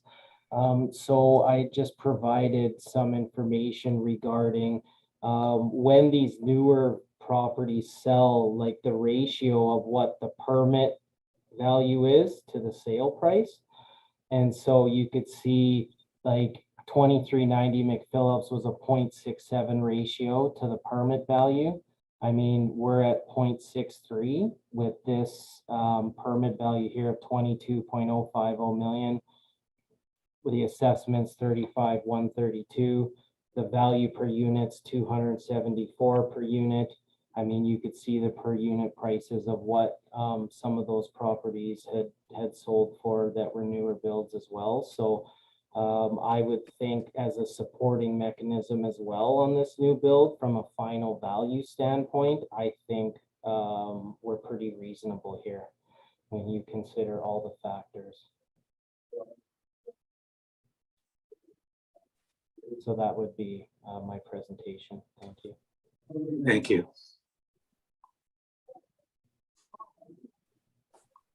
Mr. Dupont, questions? Your page 13, it's where I have a photo, and at the bottom you said the actual rents are $14.66 per suite, and you assess it $14.44. Would you agree that the $14.66 were rents after the reference date? Well, I had used rents up to the March 2021 to come up with that calculation of what they were commanding. So, I mean, I guess there wasn't a full year. I was just using the monthly of what they were stating to, I mean, I got to try to work with something. So, I mean, I tried to do the best I could from that angle. Okay, so the 1466 is where the rents for maybe half the suites rented by then. But it's still within the reference date. That's what you're saying? Yeah. Okay, so this property would have full amenities, ensuite washer and dryer also? Yeah, I would, you know what, I shouldn't say yeah. I don't know if they have the ensuite washer and dryer. I didn't see it that far, but I would assume so by looking at it, that it would have it. So would you say of all your cap rate comparables, only 2390 McPhillips is comparable? I would say that's the closest one, correct.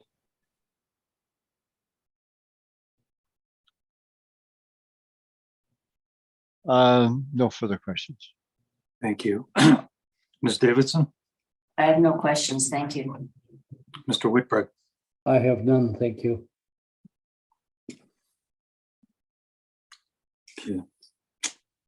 I have none. Thank you. So, Mr. Dupont, we'll hear from you, please. Yeah, so get the photos, the aerial photos and maps, and the it's a cap rate, a dispute only. So if you look at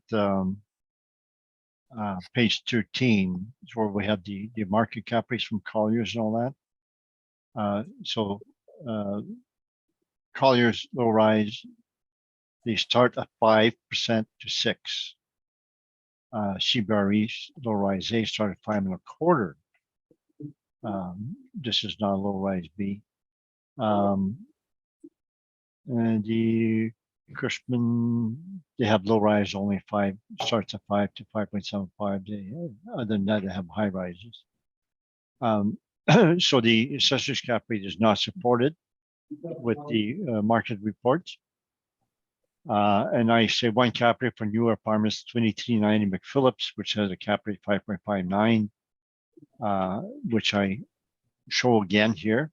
So what I had in my rebuttal is now part of my main evidence. So I recalculated cap rate. We have similar expenses as the assessor on 2390 McPhillips, except that we plugged in the market rents as per CMHC for that cap rate. So the subject stabilization, page 15. Line 3, we agree with the assessor's rents. We had only a September 2021 rent roll, which is after reference year, but it shows the lease start date. So some did start before April 1st, 2021, but I did not have the totals. But I agreed to the assessor's rent because they are at or near the actual rents. So I agreed to assessor's parameters for everything except for cap rates. So we have the same net operating income, and the cap rate we have 5.25 versus assessor 4.65. Remind you that the settled cap rates for 2020 for newer properties and newest property was 5.25. The remarks at the bottom, it says first rent was mid 2020, and the were leased up by September 2021, a few months after the reference date. It was first assessed January 1st, 2021. That's my report. Thank you. Mr. Michalak, any questions?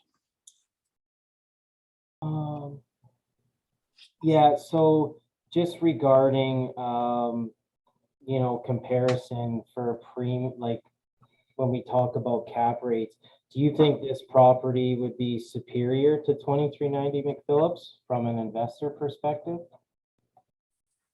No, it would be about the same thing. So the same type of amenity, both newer properties. It's a bit further out on McPhillips, so the location is not as good as 2390 McPhillips. But I would think that would be the best comparable for cap rate for this property. Now, 2390 McPhillips, the expense ratio is 33.8%.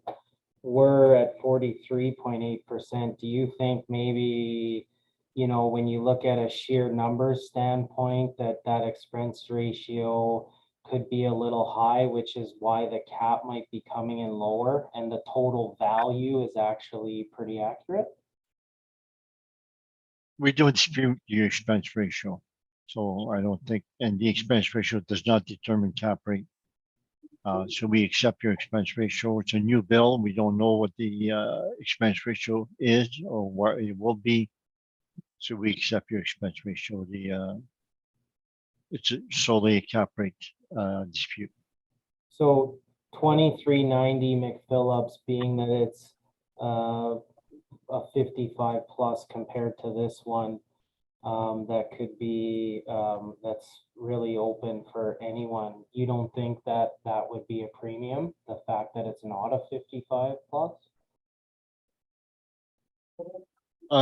We don't normally give a premium to cap rates when it's 55 plus. We don't go higher or lower because it's 55 plus. But you So would have a bigger pool of people to rent, correct? Yes, but the 55 plus are usually a lot better for turnover. You have a lot lower turnover, lower repair maintenance, lower vacancy. If there's enough seniors to fill it, it's not a negative compared to be open to the total marketplace. 55 plus, a lot of properties 55 plus, we've noticed that the repair maintenance is a lot lower because they have lower turnover. So it could be an advantage. Okay, that's all the questions. Thank you.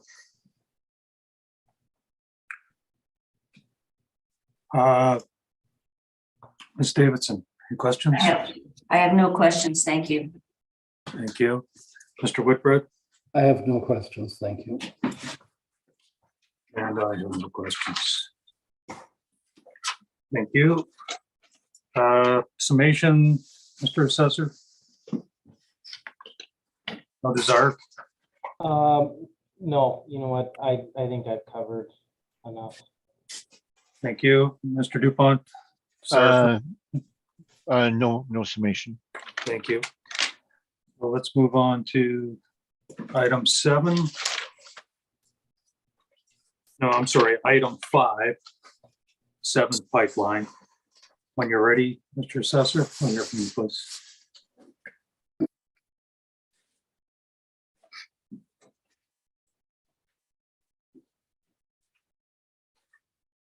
So we have file number 22-2181. Roll number 0500523900. Roll year 2023, assessed value 9.693 million. Classification 20, liability T, taxable. I do have a recommendation to reduce to 8.128 million. 8128. Yeah. Mr. Dupont, were you aware of the recommendation and are you in agreement with the value? Oh, I just lost my brief. Let me find it again. Oh, here it is. Okay.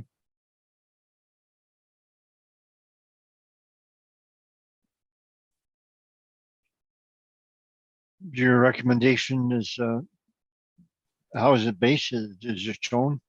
The 5.25% cap and a 426,712 net operating income.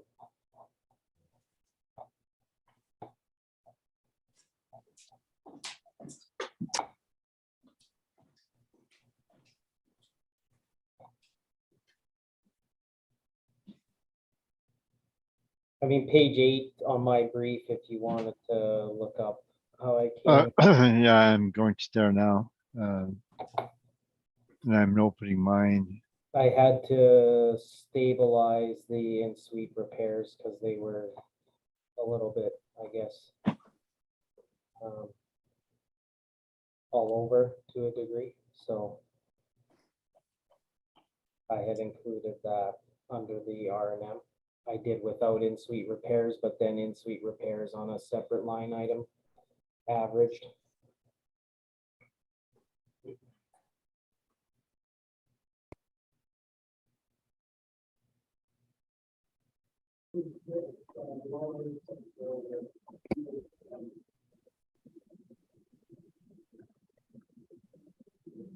No, I won't accept.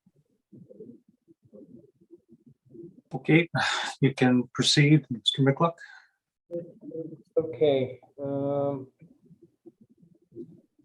so located, I guess we'll go to page 2, just where the location is. It's on the corner of Jefferson and Pipeline, at the northwest corner there. And then the income value summary, I guess the only thing I'd be using is the cap rate from the model cap and deriving my value. So I won't go over the rent comparables. I'll just take you to page 8. I had done it based on their effective gross income. I took their expenses.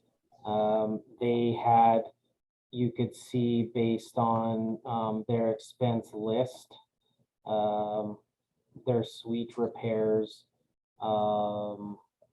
their in-suite repairs were quite high, which is why I had stabilized them from 2016, 2017, 2018, 2019, 2020. The ones in red I kicked out as sort of being outliers over those, over that 5-year period, and then using the numbers from 2016, 2017, 2019 to come up with the 3498 for in-suite repairs. And then the rest of their R&M calculated without the in-suite repairs. And that is how I came up with my stabilization, to come up with an NOI of 426,712 and our model cap of 5.25%. So that came up with the rec of 8.128 million. And you could just see I had attached a couple pictures I was able to find, so you could see the interior of, I mean, this is one of the suites I pulled from a rental ad. And then the exterior, you could see what type of building it is. So they're the smaller, I guess they're about 3 stories. So 3-story walk-ups. Other than that, that is my presentation for today. I thank you. Mr. Dupont, questions? Your page 8, so for the stabilized income at 919, so you're using with the actual low vacancy that I had, is that correct? Yeah, So it was a 1% vacancy and your parameters at 4.2, so you're allowing actual low vacancy, is that correct? I was just using the actuals reported for effective gross income on those lines. So yeah, I guess you could say I'm using what they report. It's all questions I have. Thank you. Ms. Davidson? Just so I'm understanding, is the cap rate is the only model variable left? Everything else you've obviously reworked? Yeah, Okay, thank you. Thank you. Mr. Whitbread? No questions, thanks. I have nothing further. Mr. Dupont, when you're ready, we'll hear your report, please. Okay, so the main difference we have with the assessor's cap rate and vacancy. Because now his reworking expenses were pretty much the same now. So what part of the cap rate argument is that besides the transmission line. So if you look at the photos, so page 1, that's a photo of the property. They have wood balconies, it's a wood frame building. And if you go to the maps, which would be page, starting page 7. So the map shows right on the east side of the property, 2 transmission towers right there. That's right beside this property. And then the aerial photo in the next page, the next 2 pages, page 8 has the aerial photo showing the 2 towers and actual photo showing the 2 towers or a bunch of transmission lines, what all the towers. So it's a high voltage transmission line. And then we have the map. So we can go to the income approach now. Well, the cap rate to the page 13. So the subject, I have the comments. It's wood frame. It's near high voltage transmission line. It's negative for health and curb appeal. So we have 5.75, which is the 5.5 cap rate for that age group plus 4% for the negative factors. So the income approach, the page 15.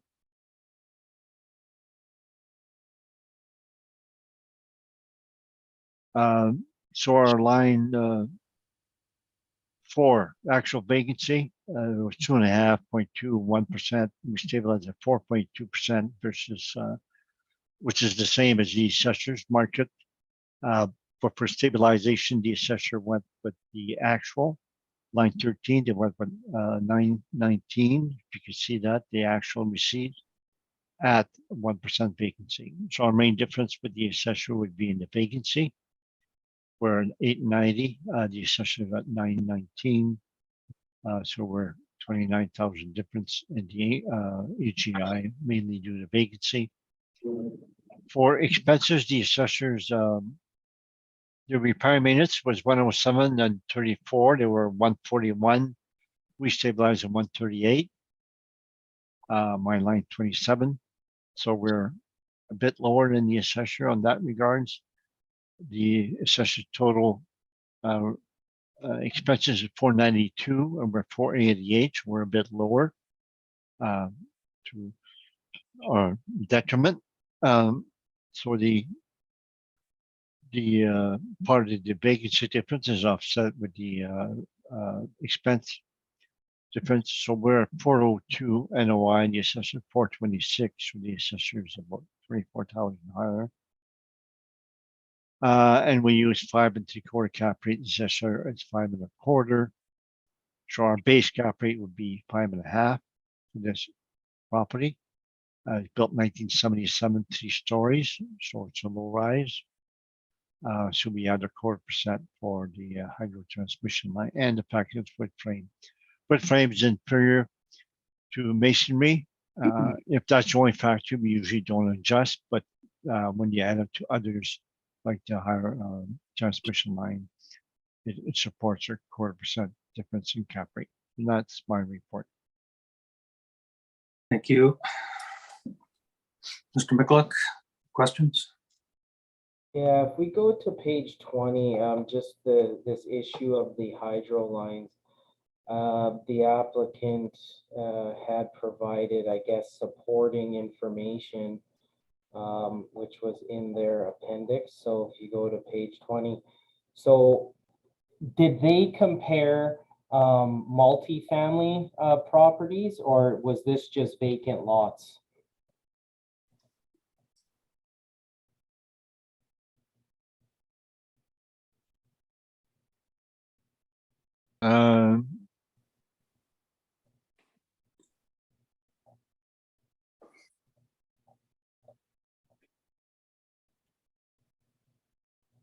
I think the article talks about the lots at the beginning and trying to see.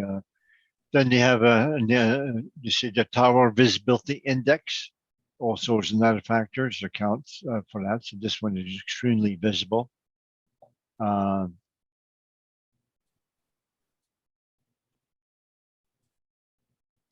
It's the 3 factors: health concerns, unattractive views, humming sound. I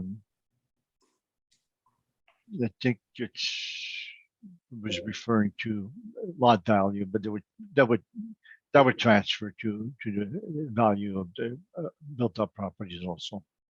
Because it's saying homeowners, like I can get from a homeowner perspective where you're just buying an individual house, but a multifamily investor, like, I mean, how much are they really considering the views? I mean, from a health standpoint, I'm not sure. I just see how this would jive where it comes in from a multifamily standpoint, because the property does have low vacancy, correct? It's a negative factor for an owner, a buyer, because it's a negative factor for the tenants that are looking to rent. They may look at the transmission line and they may not even go in the property and see the suite because it's a negative factor. So that factor, it's a permanent negative factor affecting this property. It's near a transmission line. And so that's it's part of the features of this property. It's a negative factor. And so you think a vendor would be okay just adding 1/4 point to the cap rate if he's selling this property because it's by hydro line? It's what the market will bear. So it doesn't matter if you take as a vendor, that should not be a factor. If the market think it's a factor, if all the residents think it's a factor, potential tenants think it's a factor, it is a factor. And so are you basing this on, this says an article from the US in South Carolina. You don't actually have any evidence of multifamily sales by hydro lines to support that, do you? Without that article, I would still give a cap rate premium because everybody knows the high voltage transmission line is not good for health or curb appeal. It's a negative factor. Those are all my questions. Thank you. Ms. Davidson, I don't have any questions. Thank you. Mr. Whitbread. No, I don't have any questions. Thanks. I have no questions. Thank you. Summation, Mr. Assessor, No, thanks. Mr. Applicant, Not for me. thank you. And move on to item 6 on the docket, 140 Watson.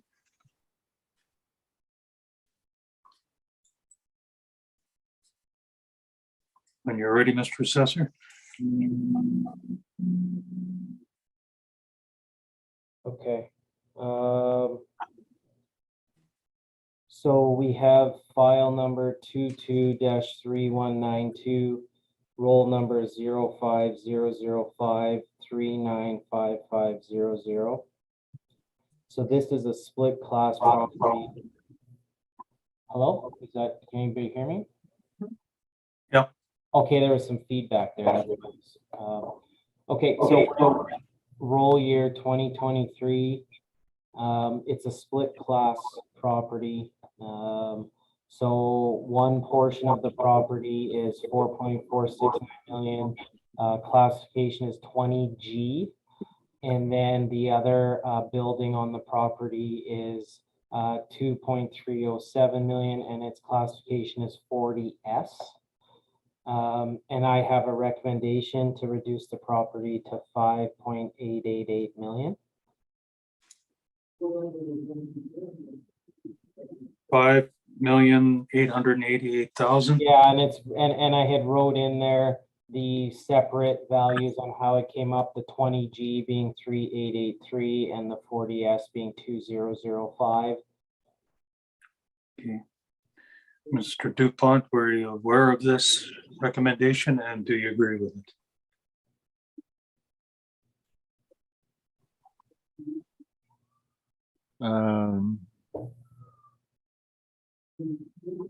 The workup for this is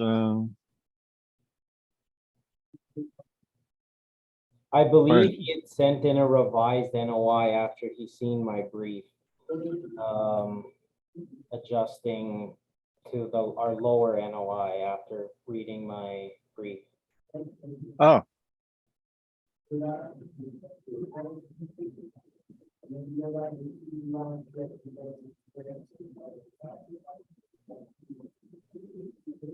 so what's your cap rate on this? 4.45. Oh, okay. Yeah, so I sent a revised NOI to match yours. So now we're down to cap rate only. Would you have sent a revised NOI if I raised my net operating income? Well, when I started looking at this, I said the rents on this are really high. So for most rental housing, we accept your rents. And I said, well, the assessor really has my rents here, but I'm going to accept their rents, just fight their cap rates, as we've done before. And when you reduced your NOI, that was more in line with my thinking. Okay. No, it was just like, it was late and then this came up afterwards. So it was really kind of like, what's same going as on? me. I had that at the last minute and I saw that you had some high rents and I said, oh, it's too late for me to fight the rents. Can I interject here? There's an agreement on it on the NOI. Is that correct? Yes. And Yes. what is that NOI? It's 89,217 for the 40S and 172,784 for the 20G. Is that correct, Henry? Oh, yeah. Okay. So my revised net income, I just changed at the bottom. Yeah. Okay. So 89 and 172, right? Okay. all right, and you're a 4.45% cap rate, Mr. Assessor. Correct. Did you just want to discuss that? Why it's a 4.45% cap rate? Yeah, I would just say from the aspect of that, if you go to page 5, I had done just a little workup showing after adjusting the rents that we are below market rent, and the expenses are up around 49%. So again, this goes back to when we're trying to talk for a final value number based on, you know, as the years go on and there's sales that actually back up that we could use, we have, it's de facto going to use a little bit of a lower cap rate to make up for that number. Because we're already low on rents and high on expenses.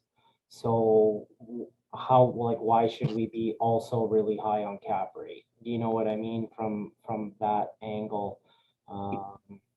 That's where I feel like the value, like the end number of the value, I feel is acceptable. So I don't see a reason to adjust the numbers. Thank you. So that would be your presentation on this property? Correct. Thank you. Mr. Dupont, questions? No questions. Ms. Davidson? Just a really quick one. Who's in the 40S? Like what institutional property is that? So they get a school tax exemption. Right, but who is it? It's Dial a Life Housing. Oh, it's a housing, okay. Yeah, so they have a building on the property that's shared Okay. with Manitoba Housing. It's a 2-building property. Okay, And Thank so just like for reference, on page 9, they had built a new apartment in 2015. I had put the permit there. So Mhm. Dial Life constructed a new building there. So anyway. thank you. Thank you. Mr. Whitbread? I have no questions. And I have no questions. Mr. Dupont, hear from you, please. I assume you have the Altus revised income approach as well as my brief. Where would that be, Mr. Lund? Oh, revised, okay. Does everyone have that? Yes. All right, so go to my main brief to start with, then we'll go to the photos. So the first page shows the photos of at the front of it is an old row housing, well, the old built 1983. And at the end of it is the new apartment block, the 3-story or 4-story. There's more photos that I can get. So there's actually 2 rows of apartments, row housing there. Then you'll see the aerial photos. No, it's actually 1. The other row housing is another roll number. So it shows where it is, Stardust, and it's right beside the superstore there. So in the back of all the retail that it has on McPhillips. So the location is negative to positive. So the aerial photo, page 10 shows it's right across from Superstore and all the busy traffic it has there. And then to the right of it, they have all the parking they have from some of the commercials there. The Void Auto Body is right across from them. So location is it's not bad, it's close to certain things, but it's a bit too busy.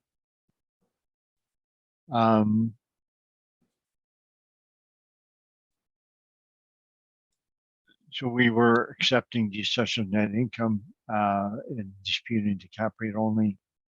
And the page 10, we have the factors, and it's with frame, part of row housing with multiple buildings to maintain increased risk profiles.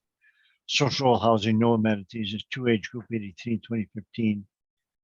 No history of economic profit because it's amount of housing, location inferior, surrounded by busy buildings. So our cap rate is 6% for the 1983 portion and 5.75% for the 2015 portion. We're giving a 0.5% premium. And then the appendix, we have decisions from the municipal board where they were giving premium for social housing, budget housing, etc. So it's based on its factors as well as social housing, and it accounts to the 0.5% premium that we have. So if you go to the Altus revised income approach, so when I had started, I had agreed to the assessor's NOI. I was looking at the rent. The overall rent was 1326. I thought it was on the high side, but I was not disputing it because for amount of housing, we tend to accept the assessor's NOI.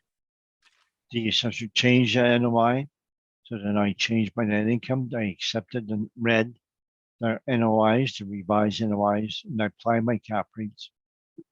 So my revised value for the 1983 portion is 2,000,005, and 2015 portion 3,883. These are in line with the description above it, where it shows 1983 row housing, 2 stories, etc. 2-year built square footage, etc. So that's my report. So it comes down to a cap rate at the end.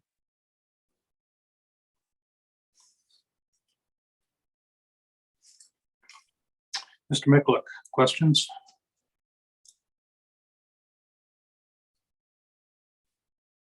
So for location, just with cap rate, do you think this subject has a less desirable location?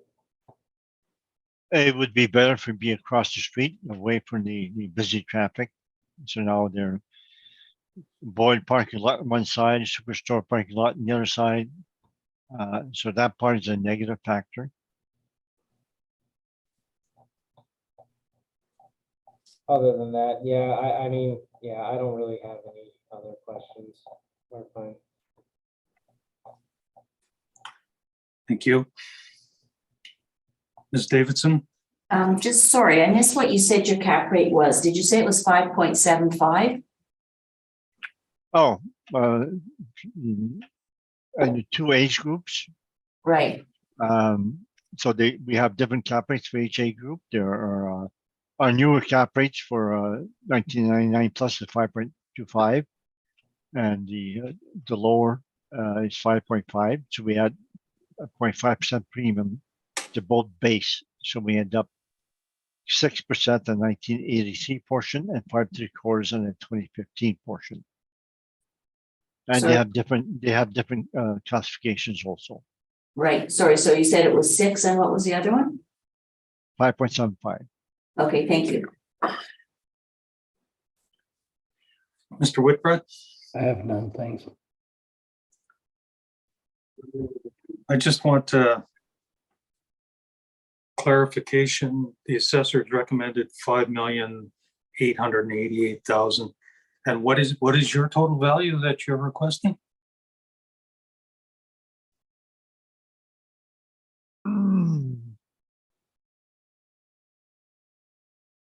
Oh, I think I did some mistakes. All right. Yeah. Yeah. I accepted the NOI. Then my report to revise NOI, I use the same value as the assessor, even though I had a different cap rate. So I have to change that now. I'm sorry. I made a mistake, divided by 0.06. So my revised value for 1983 portion, 1,487,000.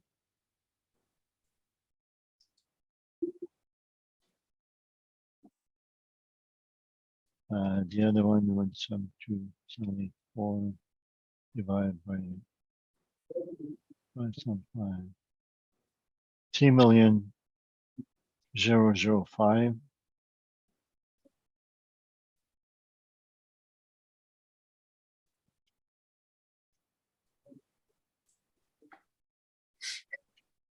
So in total, 4,492,000. Thank you. Oh, No. yeah. I have no further questions. Summation, Mr. Assessor, No, I'm okay, thank you. Mr. Applicant. Summation. Yeah, it's long been established that for budget housing, in matter of how, housing properties in particular, there should be a premium for the fact that in social housing, usually no amenities, usually no air conditioning, no history of economic profit, so that it should be a premium, as well as the fact it's wood frame, part row housing on top of that. So the 0.5% premium is very well deserved. Thank you. Thank you. We can move on to item number 7 on our docket. That's number 9, Mandalay. When you're ready, Mr. Assessor. Okay, so we have file number 22-1787, roll number 0500-420-400, roll year 2023, assessed value 5,576,000, classification 20T. We have a 3-story apartment built in 1980, 45 suites, 45 outdoor parking. If you could see on page 2, so it's located on Mandalay Drive, just close to Inkster, just north of Inkster, and in the Maples area.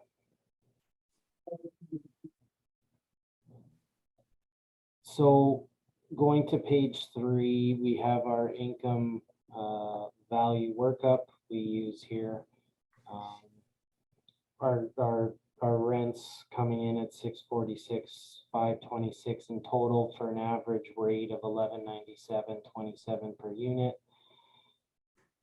Expense ratio 55%. Net operating income 278,779, cap rate 5, and to come up with our total market value of 5,576,000. Page 4 on the rent comparables, comparing other similar properties in the area. So you could see similar suite mixes to where it falls in line. 1197 per unit are subject, and then the rents of the comparables range from 1125 to 1217 per unit. Now, if we get to, I did do a income value summary workup. So I took their effective gross income, their actuals from 2020, and then placed that and did the stabilization of expenses. I came out to a net operating income of 275,504.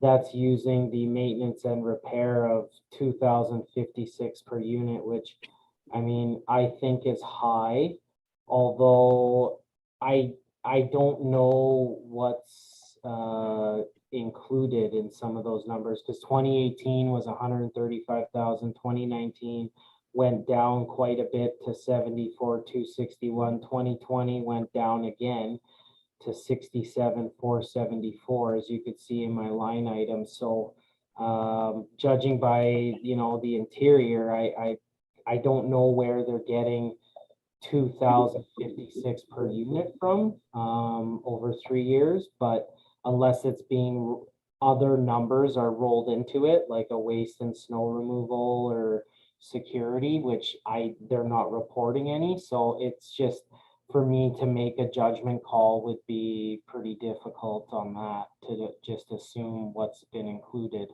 because I don't have that breakdown. The vacancy, they're reporting 3.9%. So, I mean, the model here is 4.2. Based on my stabilization and where we're coming in at the model of 278, 779, I think we're still well within reason on this one, especially given it's also a 5% capitalization rate. So that would be all. And it's a 54.99% expense ratio in our model. So I'm comfortable with the final value. So that would be my presentation. Thank you. Mr. Dupont, questions? No questions. Ms. Davison, I have no questions. Thank you. Mr. Whitburn.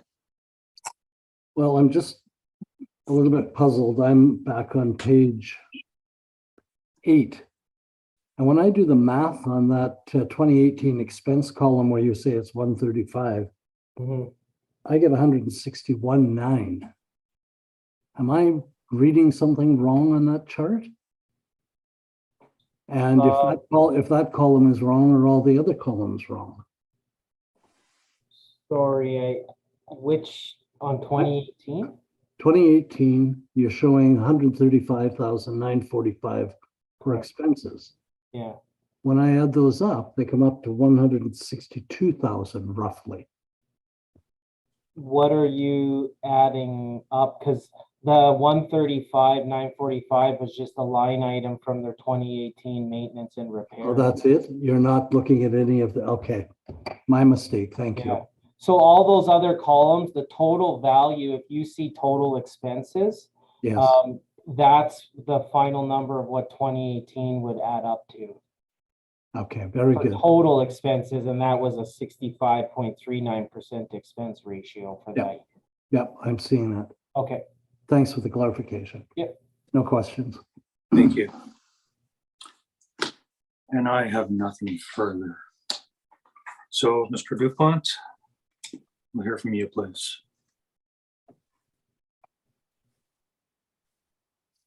Okay.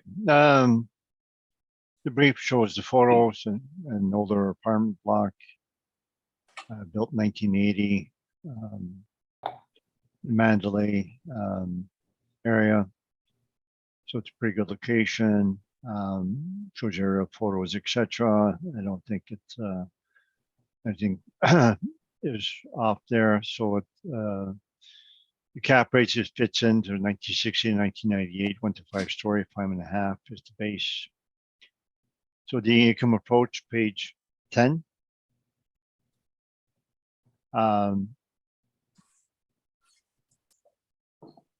assessor has done a quick workup that he's done, and there again, he's using the actuals without adjusting for vacancy. So the actual vacancy 2020 is 1.1. We use the actual rents at 4.2% market vacancy. Repair maintenance were 1923 per suite. The assessor, I believe, was 1847, something like that. So we're relatively close. On page 11, we show the stabilized repair maintenance. So we show all the items. We've accepted the windows and doors because it's being done on a gradual basis, and we accept the parking lot also. It's not a replacement of parking, so we allow repairs to parking. So we disallowed roof and above that. We disallowed the professional fees also they have in their repair maintenance. Everything else, we used a 5-year average. So their flooring replacement was 316 per suite versus a maximum of 400. The appliance was 114 per suite versus a maximum 167. Painting was just about the maximum of 218. So our stabilized repairments 1923. So back to page 10. Our stabilized NOI is 252. We divide by the cap rate, it comes 4.5 million. So that's my report. Thank you. Mr. Mikluck, questions? Yeah.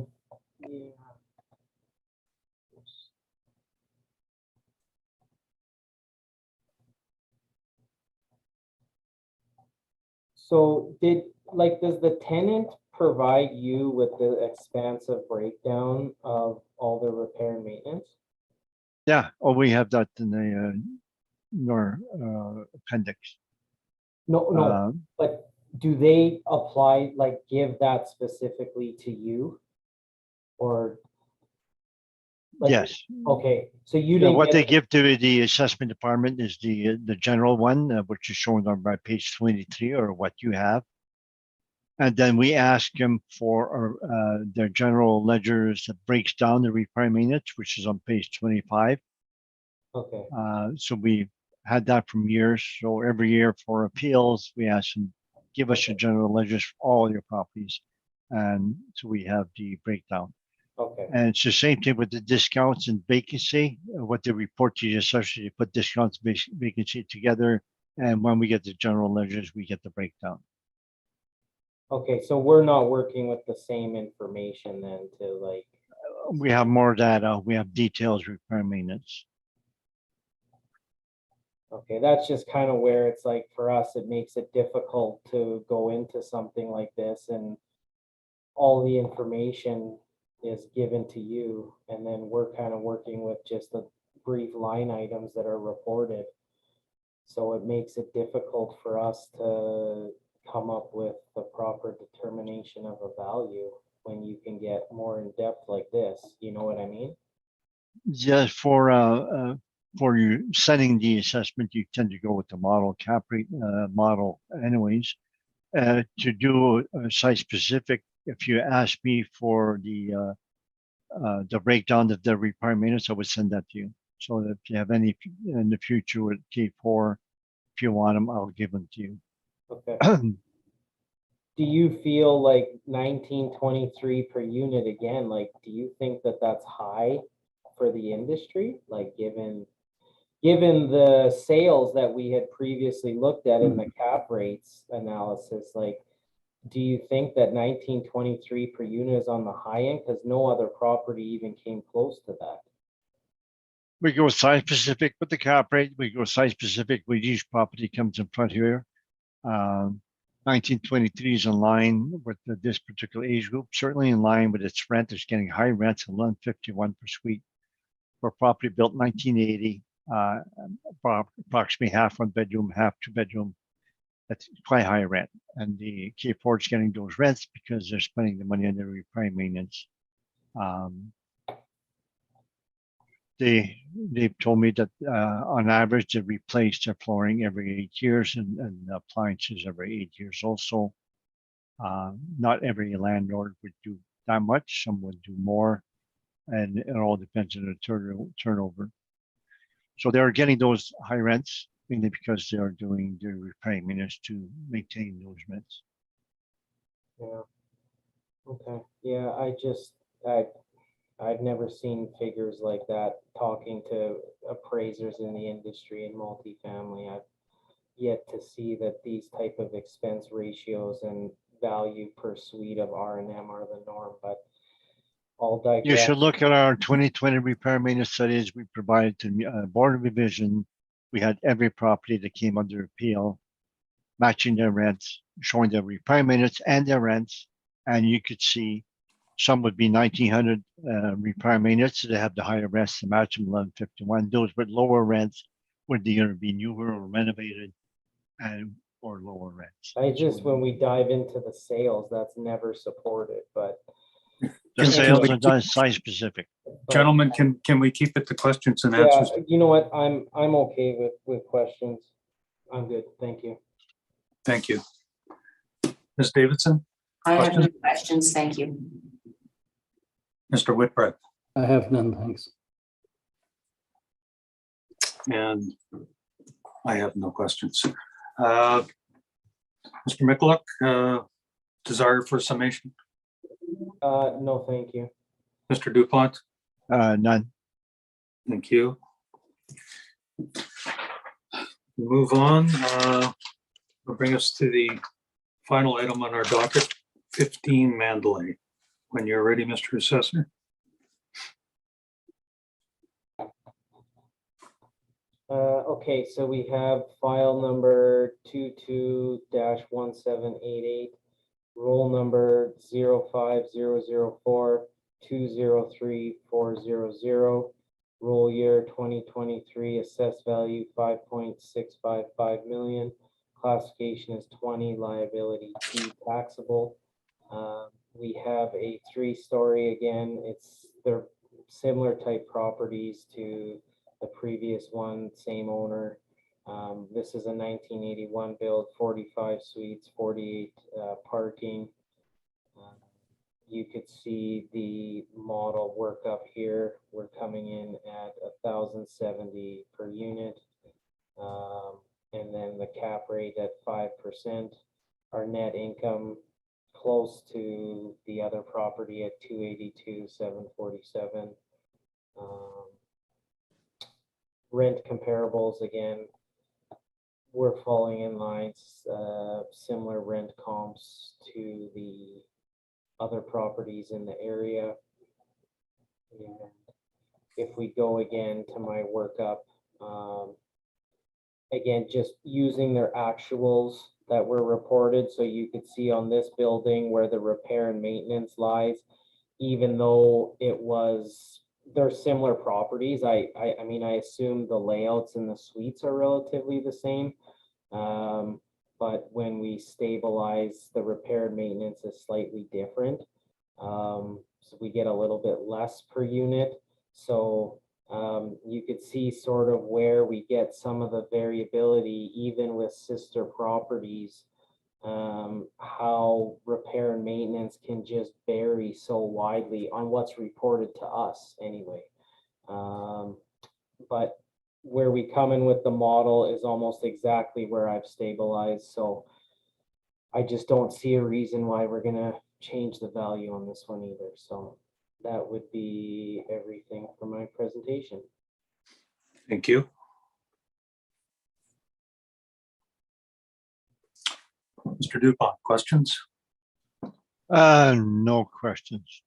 Thank you. Ms. Davidson, I have no questions either. Thank you.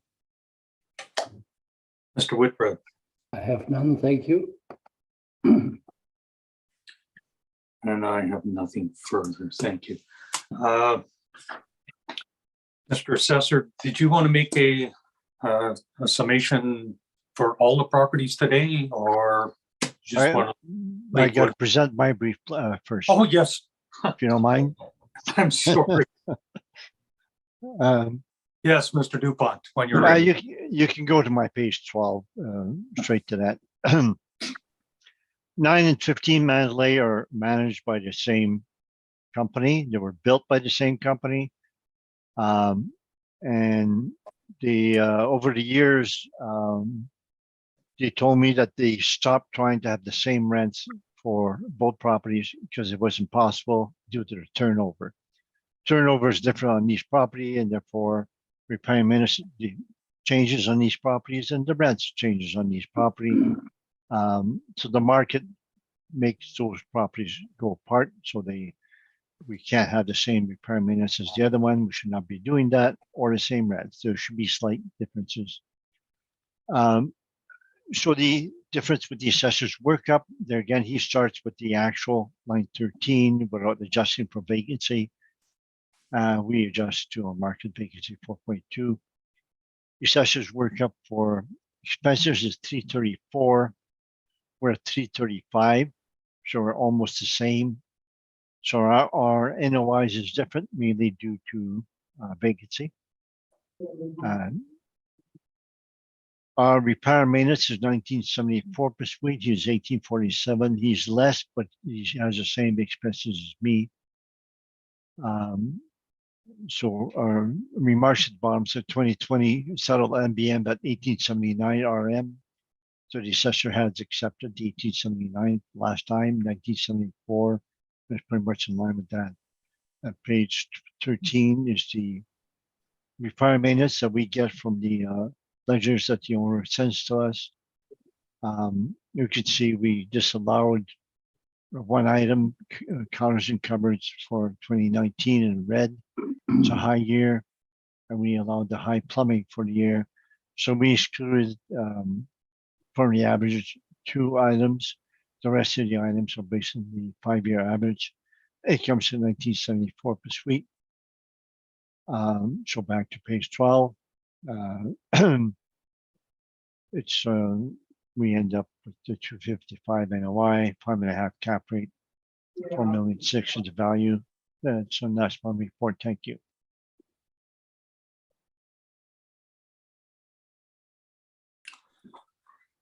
Thank you. Apologize for the faux pas there, Mr. Dupont. No problem. Questions? Mr. McCluck, questions for the applicant? No, I have no questions. Thank you. Ms. Davidson? No questions, thank you. Mr. Whitbread? And Questions? I have none, thanks. Okay, and I have no questions. So now, did you desire a summation for all the properties on the docket today, Mr. Assessor? Yeah, just like a quick summation overall, just to take into account all the information that was presented via the sales of the cap rates and the workups for the sales, just that the board can kind of see where the expense ratios and that are for those sales, which do have a mix of older buildings and newer buildings in them, and also looking at our assessment and seeing how where the cap rates and that may differ and how the cap rate number is derived, to just really sort of look at that and place weight and say, you know, is the final value number still reasonable in that regard, rather than, I know we always get to a debate about just cap rates only, but I think we also have to look at, is the final number still reasonable, looking at the sales and then looking at what the assessment has provided in terms of our model workups. So that's all I have for summation. I thank you for that. Mr. Dupont, do you desire a summation? Yes. On cap rate, we agree on 2 cap rates on 2 of the properties in the mid-range, and some of these, I believe, we agreed on 2 of those cap rates. 2390 McPhillips is the only new property built after 2000. Oh no, not the only new. We have 3 other cap rates: 718 Beach, Southview, and Ward. So we have those 3 cap rates. Those 3 cap rates we use for 2020 settlements, where we arrive at 5.25 cap rate for 1999 plus. Now we have 2390 McPhillips. There it was sold and had below market rents that comes to 5.59. So we have good evidence to support the newer properties at 5.25.